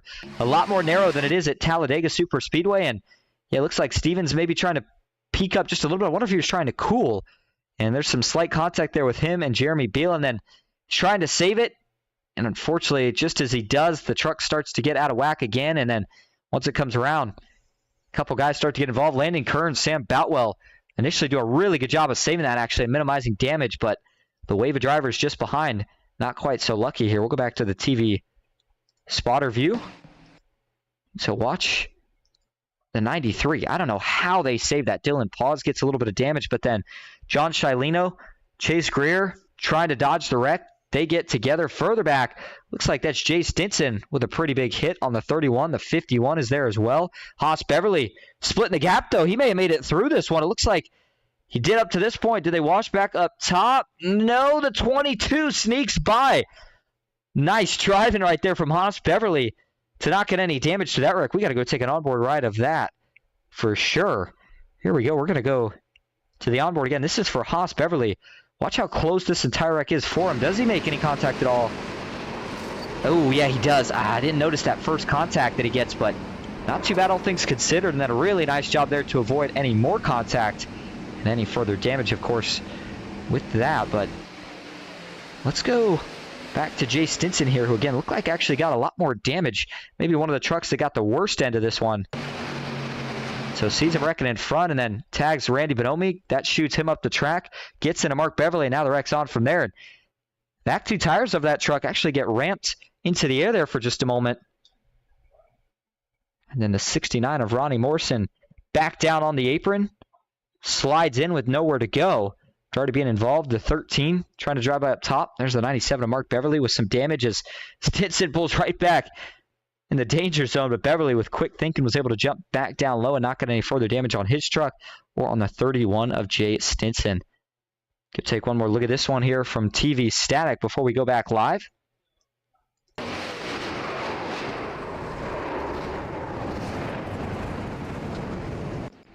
And so I'm not going to say the big one. I'm going to say the first big one has struck here with just over 60 laps complete.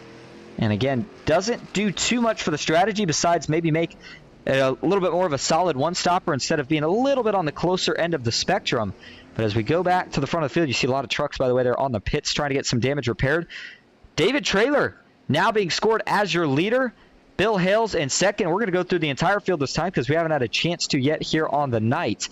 Kenneth Redinger back in third. Fourth, Kevin Winker. Fifth, Clinton Woodby. Michael Lawrence in sixth. Jeremy Beal, seventh. Justin Parham, eighth. Joey Hickox in ninth. Sam Boutwell, 10th. Brody Benty in 11th. Keith Prince, 12th. Riley Gomes, 13th. Landon Kern, 14th. Matthew Fritz in 15th. Clay Cantrell in 16th. Derek Carr, 17th. Wiley Cantrell, 18th. Zach Stevens, 19th. William George in 20th. Ryan Newman, 21st. Justin Bentley, 22nd. Chase Greer in 23rd. Randy Bonomi, 24th. Dylan Paws, 25th. Mark Beverly, 26th. Haas Beverly, 27th. Ronnie Morrison, 28th. John Shileno, 29th. And Jay Stinson rounding out your top 30. Aiden Lund, 31st. Nick Wood, 32nd. David Traylor, 33rd. As initially I thought Traylor was your leader. That was not the case. Yeah, no. He was actually looking to get a wave around, so I apologize for that call again. Wish I had an overlay tonight. I certainly would have known that, but nonetheless, try to keep tabs the best we can. And one of the guys to keep tabs on here was Aiden Lund. And right now, Lund is, I believe, did get some of the damage. That's what I was curious about. We saw him not with the lead pack there during that last run with damage. He may have had to use his quick repair in one of the earlier wrecks and then got involved in another wreck, and that's why he still has this damage. Or maybe does still have that fast repair in his pocket, just doesn't feel like this damage is worth wasting that fast repair on just yet. And so he'll get regrouped with the pack, and we'll see if he can hang with it this time. All right, so as they get the green flag again this time, as we go back just a row deeper here up front again, it's going to be Bill Hales and Kenneth Redinger leading us to the green. So that order I told you for position, shift them up all by one. Of course, it now scores Bill Hales as your leader. 64, going to be 65 laps complete as we get the green flag right here. So that'll now make it 35 laps to go here at the World Center of Racing. And you can see that sun continuing to set.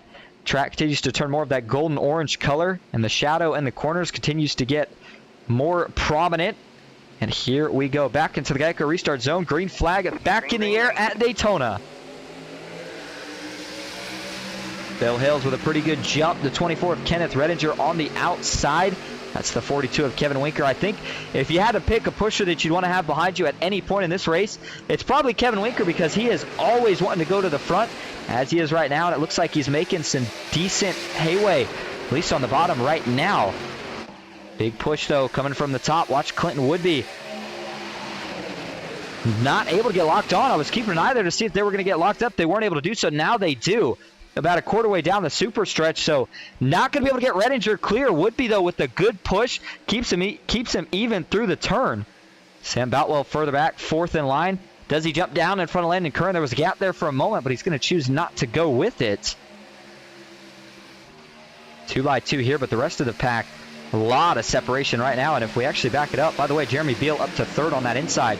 The 63, Brody Benty, Matthew Fritz in the 29, and the 9 of Riley Gomes, acting as a bridge between what is right now this first And what's kind of developing is a second pack. You see the 13 of Derek Catt alongside the 7 of Wiley Cantrell, the 51 of Ryan Newman. There's a 66 of Randy Bonomi, Dylan Pause. Everybody, I think, should be okay to group back together here, but what this is going to do is create a lot of runs for the guys that right now are catching the draft, and once they get up to the lead pack, they're going to have an option to either let off or try to take that run and ride it to the front. Let's see what they all decide to do. Kevin Winker still pushing on the back of Bill Hales. Up top, same duo as well with Clinton Woodby and Kenneth Redinger. And, you know, a lot of times when we see the aggression we saw during that last quick run that we had under green, where they get 3 wide and they start to get really, really aggressive, and then we get a wreck, sometimes that discourages guys, and they start to settle it down for a little while, try to tick off some laps. I'm interested to see if that's the trend we'll get right here as we close in on what's going to be 30 laps to go. Ooh, Winker slid up. Oh, he's going to go around. The 42, does he save it? It causes a lot of checking up. I think he's going to. What a save from Kevin Winker. You saw him start to wash up. There was contact between, I believe it was either him and Woodby or him and the leader from the top. We got to back this up. Oh, my goodness. What a save right there from Kevin Winker. We're going to back this up all the way until we get to the right truck. Here we go. Holy moly, that transition from the banking to the apron is not subtle to say the least, or is very subtle to say the least. And watch from the spotter stand here. He just washes up a little bit here. He's trying to push Bill Hills, maybe trying to cool, but as he does get up the track a little bit, him and Redinger get together. There might have been even just a slight bit of netcode involved in that. And, you know, Winker realizes it immediately, and he knows that if he doesn't yank the wheel back to the left, they're both going to be going up into that outside safer barrier. No, looks like there is contact there. Actually, I take it back. He doesn't yank it to the left. I think it's Jeremy Beal who gets on his left rear, and that turns it back down to the left. And then, oh my goodness, I mean, you can't do that here at Daytona. That just doesn't work. And for Kevin Winker to pull that off is just, I mean, that's the save of the night. Without a doubt. Here we go. Take one more view at it. Oh my goodness, what a save. And he'll be able to get back in line, and as we go back live, he's still with the pack in, just in time. Caution's out, they're wrecking up top. Couldn't tell who all was involved in this one just yet. Looks like getting back rolling, that's the 69 of Ronnie Morrison. And a couple others here. I think it might have been Nick Wood who I saw. Actually, I apologize there for going back. We'll go back live. Michael Lawrence rolling on the apron. There is Kevin Winker. He was able to dodge this one. So now this is going to give us a restart with under 30 laps to go. Let's go back and take a look. Just as we finished, take a look at the replay of a great save. We come back to what's going to be a caution here. We're going to go to the splint cam first, I believe. This happened further towards the front. Maybe with the 93 here of Landon Kern. Is that where this starts? Oh, that's exactly where this starts. Kern gets into the outside wall, it looks like. Go to the chopper view. Watch that 93. He's got a pretty good run. Looks like everything's okay here. And then he just kind of by himself gets up into the outside wall and then bounces off of it. Comes down into Clay Cantrell, who had nothing that he could do about that one. Turns the 88 around, and then Ronnie Morrison rolling in. He's got nowhere to go as well. Haas Beverly's going to duck to the low side. So all in all, I think this one ended up really only being 2 trucks. Enough to bring the caution out, but not enough to dampen the strength of field in terms of trucks that are still going to be clean without damage. Here's another look. And yeah, I'm really not sure what gets him up into the wall there. It's an odd look, but then when he comes back down, they're 3 wide, so there's not much room. It's a big hit for Clay Cantrell. That's going to be a fast spare again with no doubt about it. Yeah, maybe not. I mean, the front doesn't look too bad. I'm more worried about the right side, the right front, if you will. And, oh, man, almost slides back into traffic there at the last second. As it looks like John Shilino, it might have been David Traylor as well, had to make evasive maneuvers to miss him. They all were able to do so. Okay, we'll take just one more quick look at this one here. Go from the spotter stand. And, I mean, lucky again that this one did not collect a lot more. You saw Sam Boutwell actually just sneak by. Certainly looked like it was going to be another big wreck. Whenever you see a truck get turned back into the middle of the pack, no matter how it is, on a big field like this, you're worried that it's going to clean out just about everybody up there running. But in this case, nice piece of driving by everybody to get through that one without further worsening the damage. Clay Cantrell, you see the right side, probably the most banged up. The rear end's got some damage as well. So he's going to come in for some repairs here. A lot of other guys in the pits because they know this is continuing to get us closer and closer to that window where we would not have to make a green flag stop for fuel. There goes David Traylor looking to get another lap back. In fact, if we take a look at the results category, see how many laps down he still is. Looks like it's 2 at the moment. Traylor might get himself back into the mix of this race and potentially have a chance at the win here tonight if we get a couple more cautions and he gets back on the lead lap. But so Clinton Woodby is being scored as your leader for the moment. Bill Hales in second. Kenneth Redinger back in that 3rd spot. Justin Parham, his teammate, just behind him, along with Sam Boutwell, the 3rd of those Grandstand Racing teammates. Then rounding out your top 5 is the 66 of Randy Bonomi. All right, so as we do go back live, the pace car still has the lights on, looking for him to go off this time. However, that gives us a chance to go get another quick drink of water and get ready for some more great racing. Stick with us here at Daytona.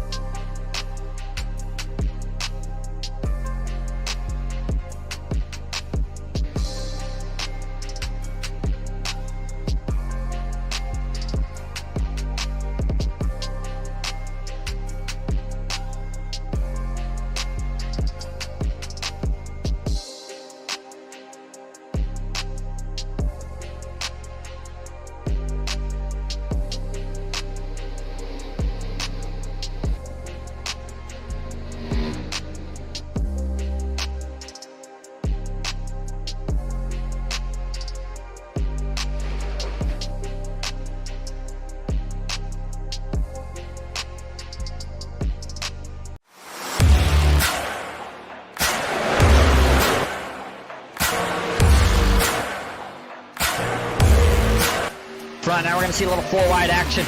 Crazy out of the trail. Oh, he gets right into the lead under record. 3x3 entering 4. 3 deep. At the flag stand, side by side, it's going to be Jason Maines winning it at Talladega.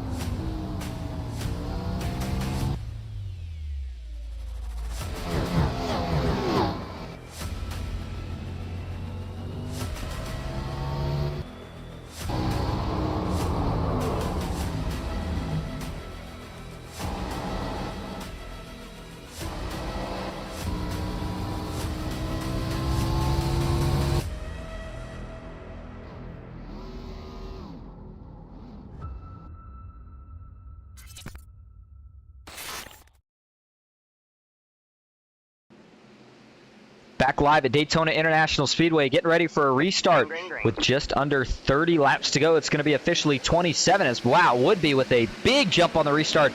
He pulled up to the top lane before they even got to the start-finish line. And so he's trying to pick up Bill Hale, see if he can get both of those guys clear to the bottom. And he's only going to get one of them there. I thought he was going to try to bring Justin Parham as well, but feels like him and Bill Hales have been working pretty good together tonight. And so as they get linked up on the bottom, that opens up the opportunity for Kenneth Redinger to jump up and get paired up with his teammate Justin Parham on the top lane. Down the back straightaway they go, still getting up to speed. Again, it takes these trucks about a lap to get fully up to speed. The outside not linked up, so you saw Redinger start to surge, but didn't last for too long, and now Parham gets back to his back bumper. And again, with it's 20, excuse me, I know I said 27, it's 28. This time as they cross line, it'll be 27 laps to go. And with that, that means that they're not quite in the fuel window. It's probably about 2 to 3 laps short, right on the window of if you can save enough or not. But considering we're seeing a third lane already get formed up, I'm thinking that a lot of these guys aren't too worried about trying to save fuel. They want to go try to race to the front. And leading the charge on the outside is Keith Prince, getting some help from Kevin Winker. Looked like Ryan Newman in the 51 gave it a thought, but quickly thought better of it. By the way, give a shout out to what Ryan Newman's doing tonight. First thing, I mean, we said this the other night, but we're going to say it again. It's not the Ryan Newman. It is a Ryan Newman. But you know what? Ryan Newman was good at speedways, and the Ryan Newman that we get to see here is equally just as impressive. And so right now, as he sits fourth in line, it's been a little bit of a roller coaster night, but he's been able to make that late charge to the front. As now he's going to drop to the bottom there. Boy, that was a late move, a close call. You got to wonder if that caused any stack up behind here. As Woodby is going to pit, and I'm telling you, I think I know why he had to do that. I think the 92 may have been awarded a penalty. In fact, we're going to go back to Woodby here if we can. But what I'm thinking here is that the 92 was awarded a penalty for switching lanes before the start-finish line.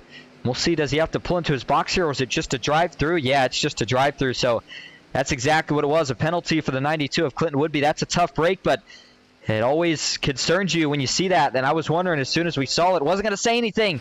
Didn't want to jinx him, but unfortunately, yeah, that is going to be a drive-through penalty that the 92 just had to serve for jumping the not jumping the restart, but switching lanes before the start-finish line. That is a no-no, and the admins caught him on it.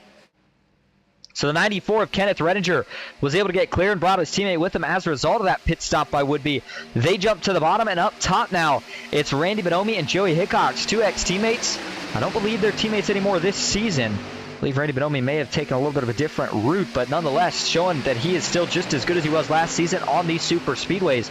They've got the 03 of Keith Prince now in tow, the 42 of Winkers up there as well. Newman, Bill Hales on the bottom, just behind the two Grandstand Racing teammates. And now Dylan Paws and Sam Boutwell starting to bring themselves into the mix here late. Now we are seeing some of those gaps start to form up here yet again as Hickox, I thought he was getting ready to split Bonomi. I was going to say a little bit of a dicey move, didn't expect it, but he was going to try it. If you're back in the pack here, you can save fuel. So I want to go back on board here with Matthew Fritz. Not the first or the last time we might be taking a ride on board with the Manny Rays sponsored truck here on the nights. But listen to his throttle. You hear how he kind of continues to burp out of the throttle quite a few times. He can do that by being back in the draft. Everybody's breaking the air for him. Oh, he gets into the 13 there, the left rear. Man, that was a close call. You see Bonomi up top in the middle of all this chaos. He's going to fall to the back of the pack. Not sure what happened up front, but that was a really close call right there between Matthew Fritz and the 13 machine just in front of him there of Derek Catt. Everybody able to save it, though, yet again. There is Clinton Woodby, by the way, after serving his drive-through penalty, not with the pack. And now caution is out for trouble further back in this pack. And as we go back looking for it, the 33 of Stevens is slow. The 02 of Nick Wood in the grass. And so now this is, I believe, going to put us in the fuel window to make it the rest of the way without having to make a green flag stop. And you see, notice how the driver things are a little bit more lit up. I'm sure there's a little bit of chatter going on right now about maybe what just happened right here. And Randy Bonomi, one of the two involved with it. So let's see how this whole thing starts. So we saw Bonomi fading on the outside here. And does he try to drop down in line? Yeah. I think what he's trying to do here is judge it to jump back down in line behind the 02 of Nick Wood, because there is a gap behind him. But unfortunately, he's not clear yet. And he gets down into the right rear there of Nick Wood. Nothing Nick can do. That's going to turn him. And then they try to save it. Bonomi hits the wall, comes back down, clips the 02 into the outside wall. That sends him around before he spins down the racetrack into the grass.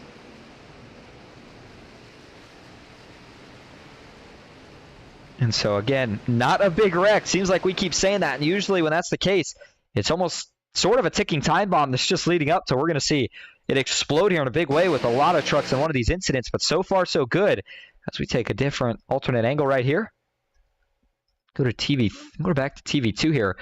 And there's the initial turn. And it's almost a phenomenal save from both of these guys. But that bump off the outside wall sends Bonomi down again just far enough to clip the 02.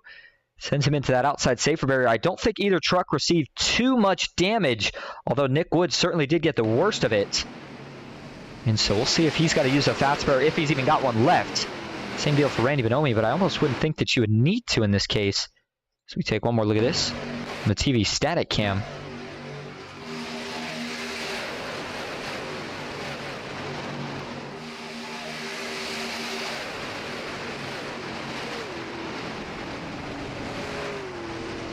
All right, so as we go back live towards the front of the field.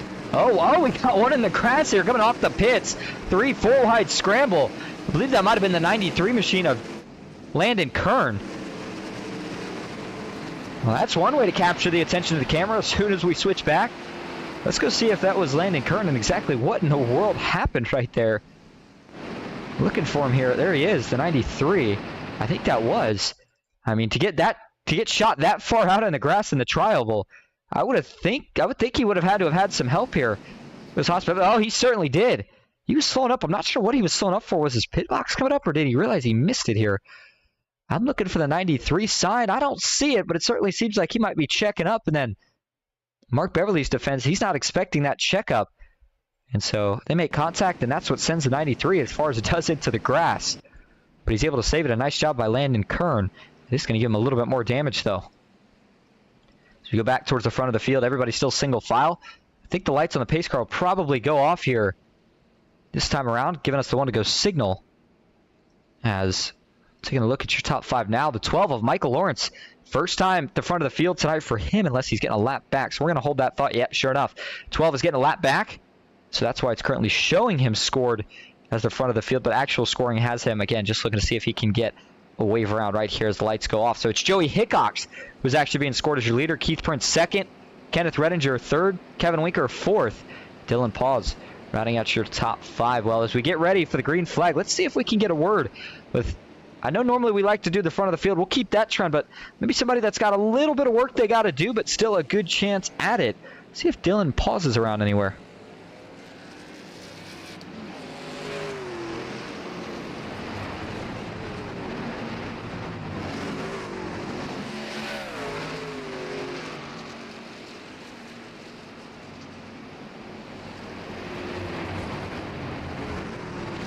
Hey Dylan, this is Austin up in the booth. Got a copy.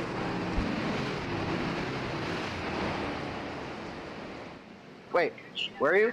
Hey Dylan, this is Austin in the booth. Got a copy. Yeah, what's up? All right, well, hey, a good run so far. You find yourself third on the inside with what's going to be less than 25 laps to go officially now at the World Center of Racing. A big opportunity in front of you here. If you can find your way to the lead in the next 20 laps, what's going to be the strategy to get there? Strategy is going to be my teammates working with me. That's all. I got Bill Hales next to me.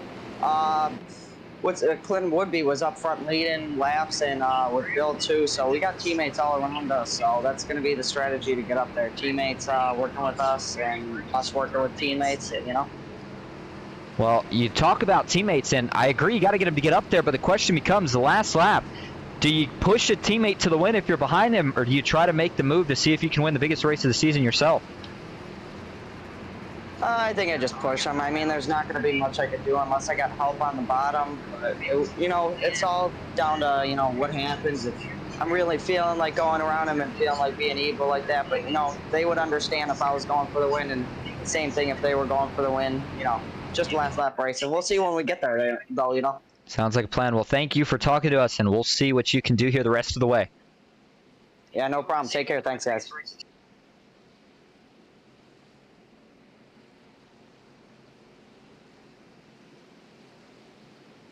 All right, there you go. Dylan Pause ready to go here for the rest of the way, as are we. Officially, it's going to be 20 laps to go at Daytona. Green flag back in the air. A little bit of a stack up there further back on the inside. Looks like everybody's going to be okay, though. And as they cross the stripe, Joey Hickox, Kenneth Redinger, that's going to be a strong duo on the bottom of 2 champions in the series. The 03 of Keith Prince up top with Kevin Winker, Bill Hales on the outside as well. Matthew Fritz there, so is the 9 of Riley Gomes. The 44, fourth on the inside, Jeremy Beal. Remember, he's split the middle a couple times here tonight, so certainly can't rule out that he gives it another try here at some point, but right now, seems pretty content to stay where he runs for the moment. If Keith gets clear, does he drop down or does he stick up top with Winker? Gets clear, not by much. He's got to take it. Oh, my goodness. Joey Hickox, you cannot fit a piece of paper between the front and rear bumper of those 2 trucks. Keith Prince hesitated. I think he was trying to wait until the run was fully developed from the inside, and he almost waited just a little bit too long. No third lane developed just yet, but it's not going to take long again. I think once we hit maybe 10 laps to go is where you're really going to see the desperation start to set in, but who knows, it may not even take that long, because if you're at the back of this pack, you can't just continue to ride at this point in the race. You're not going to be able to get to the front.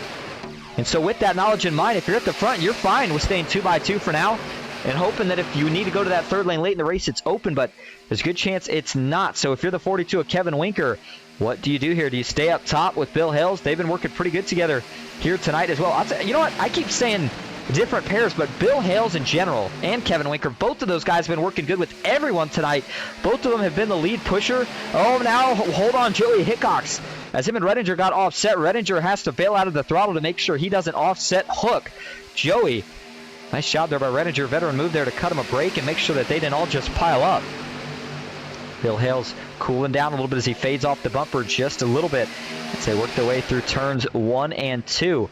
Nobody ducking up to that third lane just yet. The 9 of Riley Gomes, though, fading back a little bit here. We'll see, is he going to try to get locked up with, looks like, the 97 of Mark Beverly and the 8 of Chase Greer here. They would have a big run if they make it work.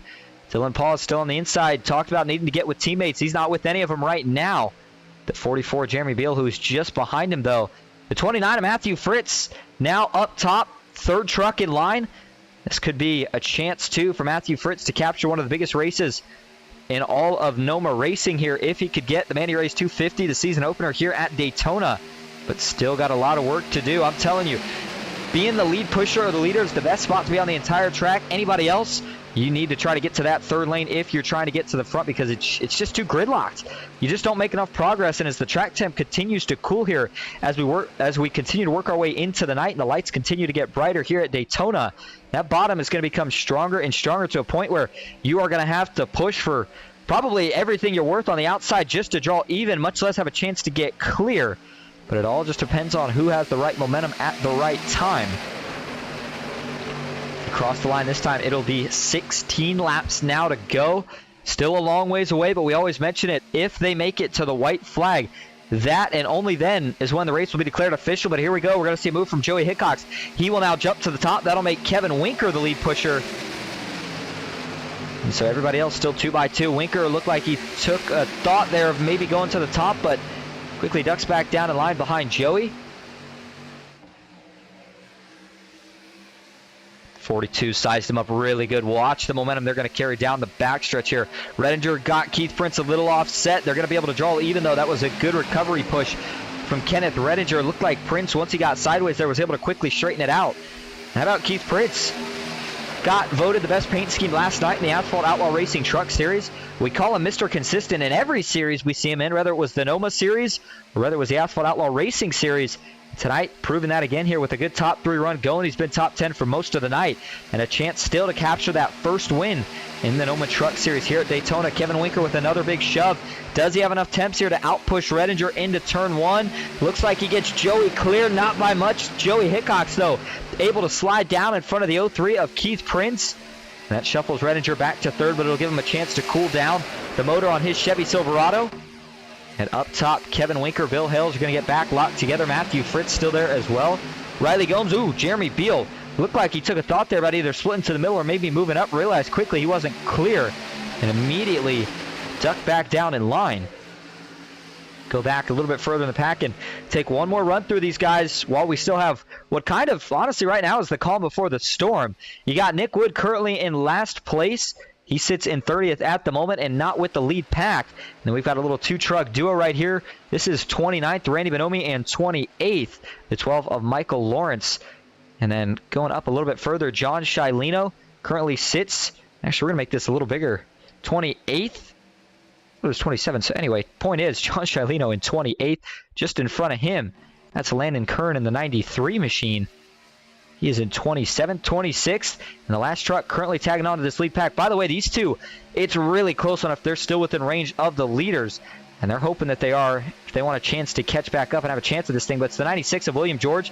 He's staying back, playing it safe, as is David Traylor, who did, David Traylor showed up. I was getting ready to say, he looks like he's back on the lead lap. And so sure enough, Traylor here with another caution. He might have a chance to get some track position and have a chance to win this thing. Just in front of him, Brody Benty in the 63. Sitting in 24th, 23rd is Derek Catt. Clay Cantrell 22nd. Aiden Lunn in 21st.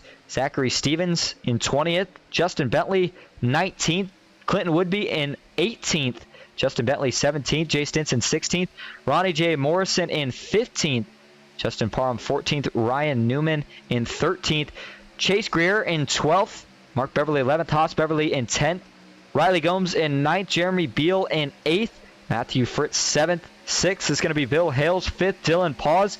Your top 5 as they stand right now: Kevin Winker 4th, Kenneth Redinger in 3rd, Kevin Winker in 2nd, Joey Hickok 2nd, and Keith Prince leading the way at Daytona. He was able to get back clear. After Hickok cleared, Keith had a chance to jump up, did so, got a push from Kevin Winker, and just like that, he goes back to the lead. But now Winker gets the big push on the outside line from Bill Hales, trying to see if they can get cleared. When we cross the stripe this next time, it'll be 11 laps to go.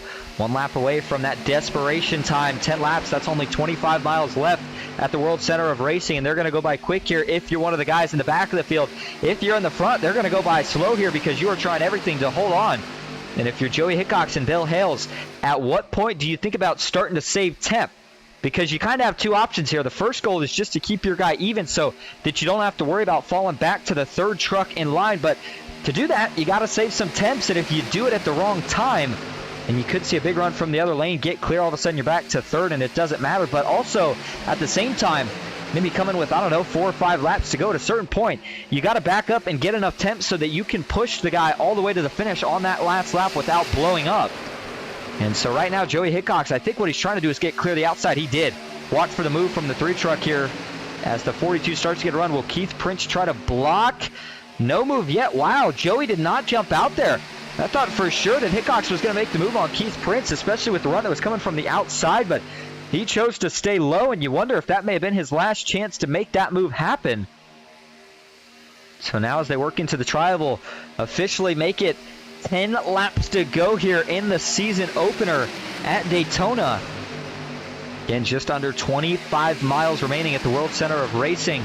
225 complete up to this point, and it's all potentially going to come down to the last lap. Joey Hickox, there you go, ducking up to the middle. That tells me he is trying to cool the temps in that truck, even if just a little bit. He's got to have something to work with. The outside, meanwhile, oh, they're going to wreck out back, wrecking big on the straightaway. Caution is back out. And we're trying to go back to the crashes here, and go figure, iRacing doesn't want to have any of it, so we'll go back the manual way. And trying to figure out who all was involved. Doesn't look like any trucks had to tow, but certainly some trucks that are going to receive damage from this one. As the O2 of Nick Wood, I don't know if it was in this wreck. I think he's just arriving on scene, as he was not with the lead pack at the time. So let's go back and take a look where this starts. It actually looked like it started right around the 44 of Jeremy Beal, maybe just a lane behind, as a matter of fact. And then it's going to collect a couple more in the process here. So we'll go to the chopper view. Back that up one more time. Ooh, that's the 97 on Mark Beverly. Does Beverly come down? Does the 44 come up? You see Beverly, the left side tires are on that seam. Yeah, it's just the 44 there. Looks to me, at least, of Jeremy Beal. I apologize, by the way, if I said Bradley at any point. Jeremy Beal. Yeah, just coming up. I think he was hoping, I mean, he saw the middle gap open up. I don't blame him here. And it's really close on if the 97 is in the middle or if he's up top, but I think the 44 tries to jump out here. He's close to clear, but just not quite. He sees the run. He's going to go with it. And unfortunately, he gets together with Mark Beverly. That sends him around into the wall. Clips Riley Gomes, sends him into Dylan Pause. And then that sends him into a couple more trucks there. You saw the 8 of Chase Greer. I believe that might have been Justin Parham that he got tangled with. Even further up, get tagged in this as well. So we'll back this up here and take a couple more views of it. And boy, they all started scattering. I mean, that's all you can really do as a driver. You got to make a decision. You either get on the brakes or you put the throttle down and try to miss it all. And I mean, look at the range. Trucks involved in this. And there you see Parham and Greer trying to miss it. And unfortunately, they both also go for the same piece of real estate and try to miss it, get together. That hooks Chase Greer hard into the outside wall. Bounces off of it a couple times before he's able to continue on. Get you another look here from the inside. The 42 truck. Or the 44 truck, rather, of Jeremy Beal. Show you exactly how close this is. From the perspective, first of all, from the right rear, and then once he gets turned, wrecks on from there. Goes for a couple of pirouettes. Goes through the grass. Again, not sure how much damage he received there. But Dylan Pause, man, tough break to not see him squeak through this either, because he was having a phenomenal night up to this point, and fortunately, I believe he did get collected in this one. In fact, I want to take one more view back. I thought I saw him get clipped in the first view that we took of this. Oh, yeah, he does too. And he's going to go towards that inside wall. I think I know how that's probably going to end for the 99. Yeah, that's exactly how it ends too. Coming to rest just a couple hundred feet away from Lake Lloyd that you saw on the other side of the safer barrier, but he sees the wall. He's locking it down. He's just hoping that he's going to stop, but we know all too well these trucks sometimes don't stop too easily, especially when you're going almost 190 miles an hour. So again, a tough break for Dylan Pauls and a lot of the other drivers in the field that had strong runs here on the night. But now we're going to get sent to the back with a restart that's probably going to be about 5 laps to go. We do have a couple overtimes if we need them. I'm thinking there's a good chance that we're probably going to need at least one of them. Seems to be the nature of the beast here when we come to these super speedways. But go back to the front of the field here, see who we've got leading at the moment. And it looks like right now, all the way at the front, it is still Keith Prince. Nope, make it Kevin Winker. Keith Prince is going to be leading the outside though when we go back green. Bill Hales back in 3rd. Joey Hickok's 4th. And Matthew Fritz rounding out your top 5. So Venom Racing's got a couple of guys up there. Bill Hales as well. Now the 42 of Kevin Winker, kind of a little bit of a lone wolf, but as well as him and Bill Hales have been working together, that might be his best shot for help here towards the end of this race. And since they're going to be lined up together on the bottom, I think those two could be a very strong choice. And by the way, it looks like officially it's going to be 6 laps to go. And I may have already said this once, but I don't remember if I did. So for anybody new tuning in, I want to go ahead and say it one more time. Normally, we would have all the overlays that you'd expect to see, similar to a real-life broadcast, with, of course, the scoring tower on the left side of the screen or the scroll bar on the top of the screen, sponsor logos, driver cards, and we wouldn't have all this nonsense you see on the screen, my mouse clicker, and the UI. Unfortunately, though, tonight, the software that we used for it decided to break, didn't work. And so no matter what I tried, could not get the error code to fix. Was working earlier today, but it seems like that is how a lot of things like to go in life. And adapting the best we can here tonight.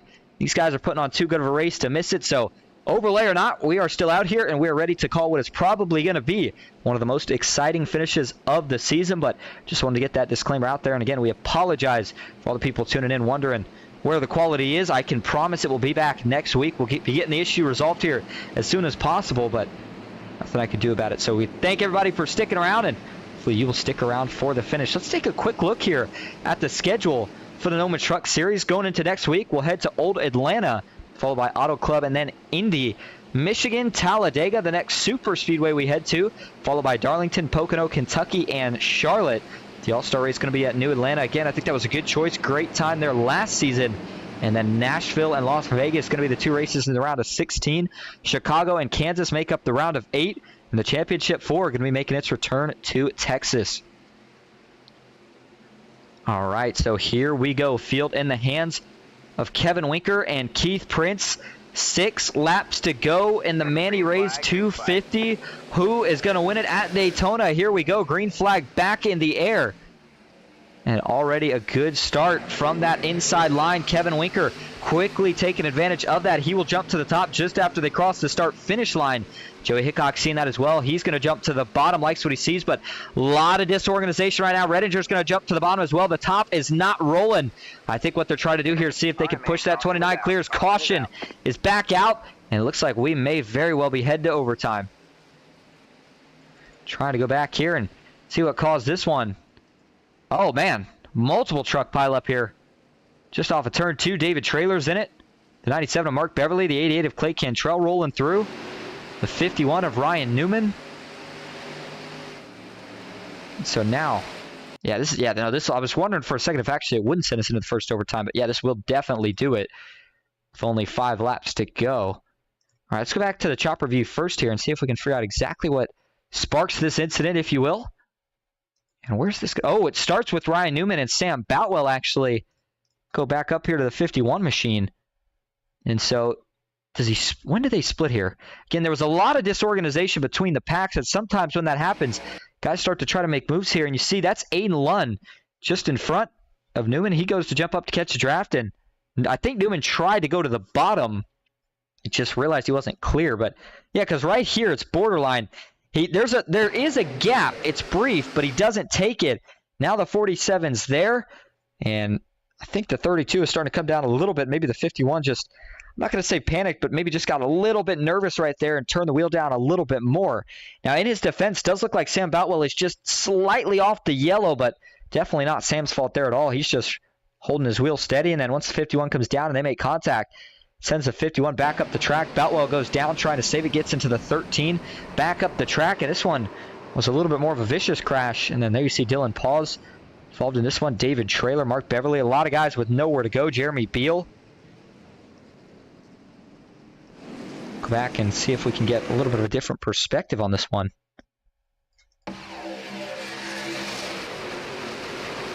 This is going to be a hard hit too. 51 goes back up. Yeah, Traylor was, I think Traylor had it missed initially until he got tagged in the back, but it's just a result of everybody trying to miss the wreck, and definitely unfortunate for the 54 who had been working all day to get back up to the front after being a lap down. I mean, you name it, he was able to conquer it today, but David Traylor here going to lose all his track position, and that's going to be a fast pair for sure. The damage he sustained from that wreck. New sponsor on the night, too. We didn't get a chance to show too much glory to it. There you see it, Mushroom Top Tee. I believe it's a, actually I'm not sure. I'm not going to say it. I thought initially it might have been a t-shirt company. From what I heard, I remember David, or excuse me.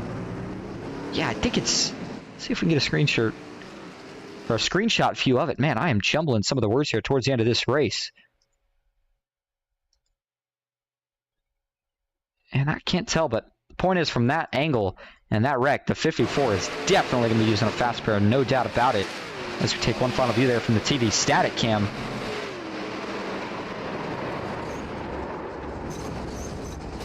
All right, so we go back live here. The 54 looks like he was able to work his way back off the pits, took his fast to pair. So David Traylor is going to try it again, but he's going to have a lot more positions now that he's got a gain. Never say never, though, here at a track like Daytona. We've seen crazier things happen. Still expecting very well what could be a crazy finish. As Bill Hale's being scored as your leader. How about Matthew Fritz? What an opportunity this is going to be for the driver of the 29 truck as he will start leading that outside line. And even better news because Kevin Winker is third. That means that his teammate Joey Hickox is fourth, lined up on the outside. And I can promise you, I don't think Joey's going to make a move here. He knows how much Matthew Fritz does for that team, but I'm not going to say that officially. You never know. It is the biggest race of the season. But Joey definitely is going to stay loyal to his teammate here, at least through the first lap. I don't even know if he'd even think about making a move till out of 4 on the last lap, if he even thought about one. Keith Prince back in 5th. All right, well, normally we would take a commercial break, but I think instead, let's see if we can get a word here from Matthew Fritz and what the game plan is going to be here to try to capture a win at Daytona International Speedway. By the way, it looks like lights did go off on the pace car, so 1 to go, and it is going to be, let's see, is it going to be yep, it is going to be, well, it may not be an official overtime. We'll have to see. Yeah, I don't think it is. I think it's actually a natural green-white checkered here, so we'll still have those 3 green-white checkers if we were to need them. But here we go. Let's see what Matthew Fritz is thinking here.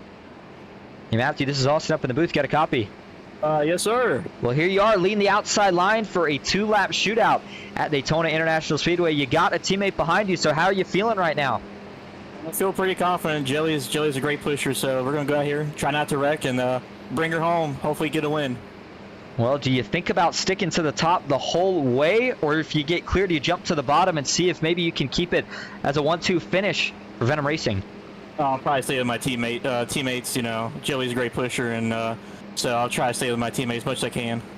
All right, well, you got to think you're one of the fan favorites here tonight, and looking like you might be a favorite overall here. We'll see if you can capture the win. Good luck here for these next 2 laps. Appreciate it, Austin. There you go. Matthew Fritz is ready to go, and he said it right. He's got a good pusher behind him, and I think Joey Hickox might be all that 29 machine needs to potentially capture his first win at Daytona International Speedway. Not first win in the trucks, though. We saw a couple of those last season. All right, so as we get ready for the green, Bill Hales, though, can't count him out either. What a job he's done up to this point tonight. He's got a great pusher as well, and Kevin Winker. And if Winker, though, gets clear, he might be looking to jump up to the top. We'll see at that point if the Venom Racing, Hickox Racing, similar team, just different names. If you want to see a move, we'll see if they try to split Kevin Winker if he does jump up. But here we go. The pace car is going to make the hard left turn onto the pits. 250 miles, and it all comes down to the final 5. 2 laps to go at Daytona. Who's going to win it? Green flag back in the air. Good start, but a big checkup out back on the outside. Does this translate all the way back, and can everybody keep it together? Looks like they all do. Sam Boutwell gets a push from Dylan Pause, but yes, everybody does keep it together. So as we go back towards the front of the field, Joey Hickox, Matthew Fritz still locked up, but it's only those two trucks for the moment. They're going to need a little bit more help. The question is, where does that help come from? Kevin Winker pushing right now on the bottom for all he's worth. He wants to get clear of the top. He's not going to be able to do it. Joey Hickox holds the 29 even with the 42. It's a drag race down the back straightaway. Bill Hales decides to stick with the bottom. Further shuffling out back. If these guys can make it through this next set of corners to the white flag, this race will be official. Now Bill Hill starts to drift up. Winker's got to cut him some slack. He's able to get back down in line. They all save it somehow. Coming out of turn number 4 through the short chute. This will do it. Race is official. White flag is in the air. Maybe, yes, no. Well, this is lap 100. We're going to call it white flag in the air. I'm not sure why it's not showing it. So 1 lap to go here at Daytona. Up front, it's the 53 of Bill Hales to his outside, the 29 of Matthew Fritz. Joey Hickox doing a lot of pushing right now. This is going to be a drag race of who has more temps and who can push harder. Kevin Winker still trying to get clear. Now it's a 3-truck tandem up top. Kenneth Redinger has added on to the effort, but the 42 of Kevin Winker is trying everything in his power to get clear. And now he does. He's going to have a chance at this as Joey Hickox, Matthew Fritz finally start to get disorganized. Watch for the move here. Out of 4. It could be a drag race all the way to the line. There goes Winker to the top. Matthew Fritz, does he split him? He does. He goes up a lane higher. The blocks it up. Now Bill Hales gets turned at the line of the 53 of Bill Hales wins it. And he does it by sliding through the grass. Oh my goodness. He somehow holds on. Yet again, Daytona did not disappoint. Looks like Jay Stinson comes home second as they started wrecking out back. Let's go back and take a look at this finish. What a win, though, for Bill Hales. I mean, he certainly earned this one with how much he was up front tonight, all the pushing he did, and the leading he did when it mattered most, especially right here at the end. Let's go first back here to TV3. And here you go. I mean, the beating and banging was relentless here coming out of 4. And it starts with Kevin Winker making the move. Matthew Fritz says, I don't think so. I want to win this for myself. He tries to jump a lane higher. Winker goes for the block. The 29 gets into the wall. And then can we get a little bit of a different angle of this one? We'll see if we can here. But then once they start beating and banging out back. Oh, my goodness. I mean, if this was Talladega, I think Bill Hales actually, unfortunately, doesn't win this race at the end there. With how crazy things got the last, 100 feet. And right here, this is the view we were looking for. So watch where this all starts here. The 03 of Keith Prince, I think he gets kind of shoved into here. They just start getting out of shape, and now everything's bottlenecked up. Now once Bill Hales gets out of shape, he gets turned down the track, gets in the grass, but luckily he cleared the big chaos behind, which they almost blocked the track. You see Jay Stinson sneak through on the bottom, and wins Daytona while being about 45 degrees sideways. So as we go back live, looks like, did he complete his burnouts yet? Back this up. We got to get to see the 53 do his rightful celebrations. And while he does do so, we'll take a look at your finishing results here on the night as well. Turn your eyes to the top left of your screen. Bill Hales, your winner tonight officially. Jay Stinson brings home second. Kevin Winker third. Justin Parham in fourth. Keith Prince fifth. Matthew Fritz in sixth. Clinton Woodby seventh. Kenneth Redinger in eighth. Joey Hickox in ninth. And Justin Bentley rounding out your top 10. Haas Beverly in 11th. Zachary Stevens in 12th. Chase Greer finishes in 13th. David Traylor 14th. Riley Gomes in 15th. Derek Catt 16th. Brody Benty in 17th. Aiden Lunn in 18th, Sam Boutwell 19th, and Randy Bonomi rounding out your top 20. Dylan Pause in 21st, Jeremy Beal 22nd, Nick Wood 23rd, Monty Morrison in 24th, Clay Cantrell 25th, John Shilino in 26th, Ryan Newman 27th, William George 28th, Landon Kurt 29th, and Mark Beverly rounding out your top 30. Michael Lawrence 31st, Wiley Cantrell in 32nd, and Russ Kilgore rounding out the field. He finishes in 33rd.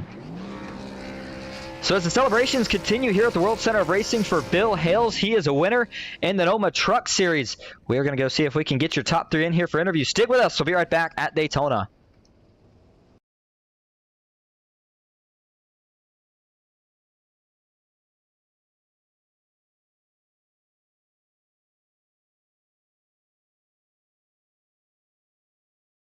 All right, back live at the World Center of Racing here with your third place finisher, Kevin Winker. Kevin, this is Austin in the booth. You got a copy?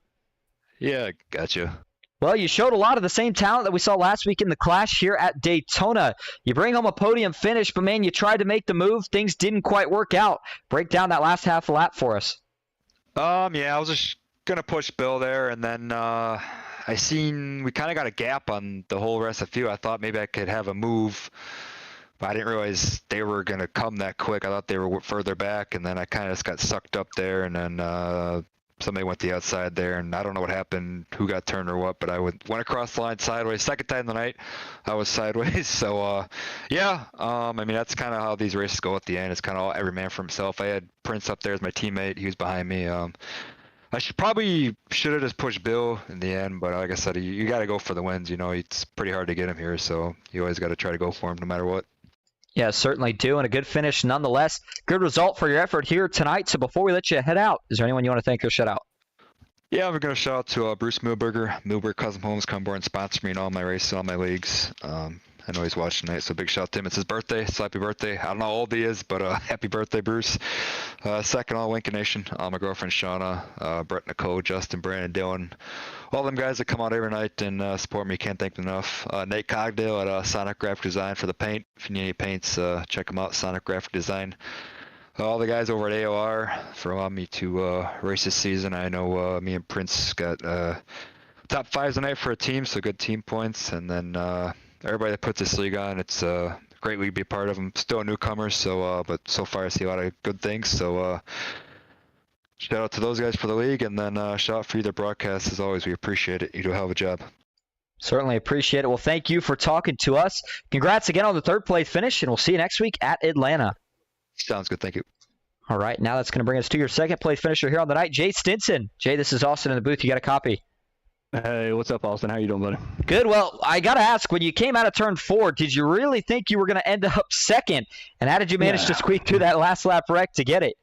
No doubt, man. I was kind of content where I was unless something happened. It looked like the top line kind of got caught up, so I thought, well, maybe I'd get fourth here if everything goes well, and if there's an opportunity to go up top or push somebody, I'd do it. But no, I ended up collecting prints or something. I should have finished 8th, 10th, something like that. No way I should have been second. Well, I'll tell you what, though. One of the big things that we're seeing this season develop already in just the first races, and I think it's going to be what we kind of talk about the rest of the season, is the team championship. I mean, we got a variety of teams, but some of the big hitters, so of course, such as Venom Racing and Asphalt Outlaws Racing, going head-to-head all night. How does that kind of change your guys' approach to not only tonight, but the rest of the season, and how much would that team championship mean? We love the team championship. That's why we formed Venom, and that's kind of one of the main goals of our team every year is to bring that thing home. And there's a lot of great teams in this thing. I was excited when everybody signed up between Asphalt Outlaws. You got M&T, you got Grandstand coming back. Just all these teams are really good. A couple of new teams in there with DC Motorsports, and these guys are just really good. And so it's going to be a battle every week, and that's what makes me excited about it. So I'm looking forward to the challenge. We won the championship last year as a team, and we want to repeat. Well, you were exciting to watch yourself here tonight. So before we let you head out, is there anyone you'd like to thank or shout out? Yeah, always you for doing our broadcast, man. We love going back and watching these things. You do a great job, phenomenal. One of the best. I dare anybody to compare you to anybody else and prove me wrong. So that's always a good thing to have you up there in the booth calling our races. My teammates, between new guys like Zach and Chase, and then Fritz and Joey and I have been together for a little while, so it was great to get out there and run with those guys and have fun in the Discord. Our sponsors, Manny Rays, we can't do it without you. We got H&H Tractor Works, Flatwoods. Got a new sponsor with Yulee Tractors coming on for a few races this year. Allstate, Nueva Moss, all these guys that decide that we're worth putting money on and letting us come out here and do what we love to do.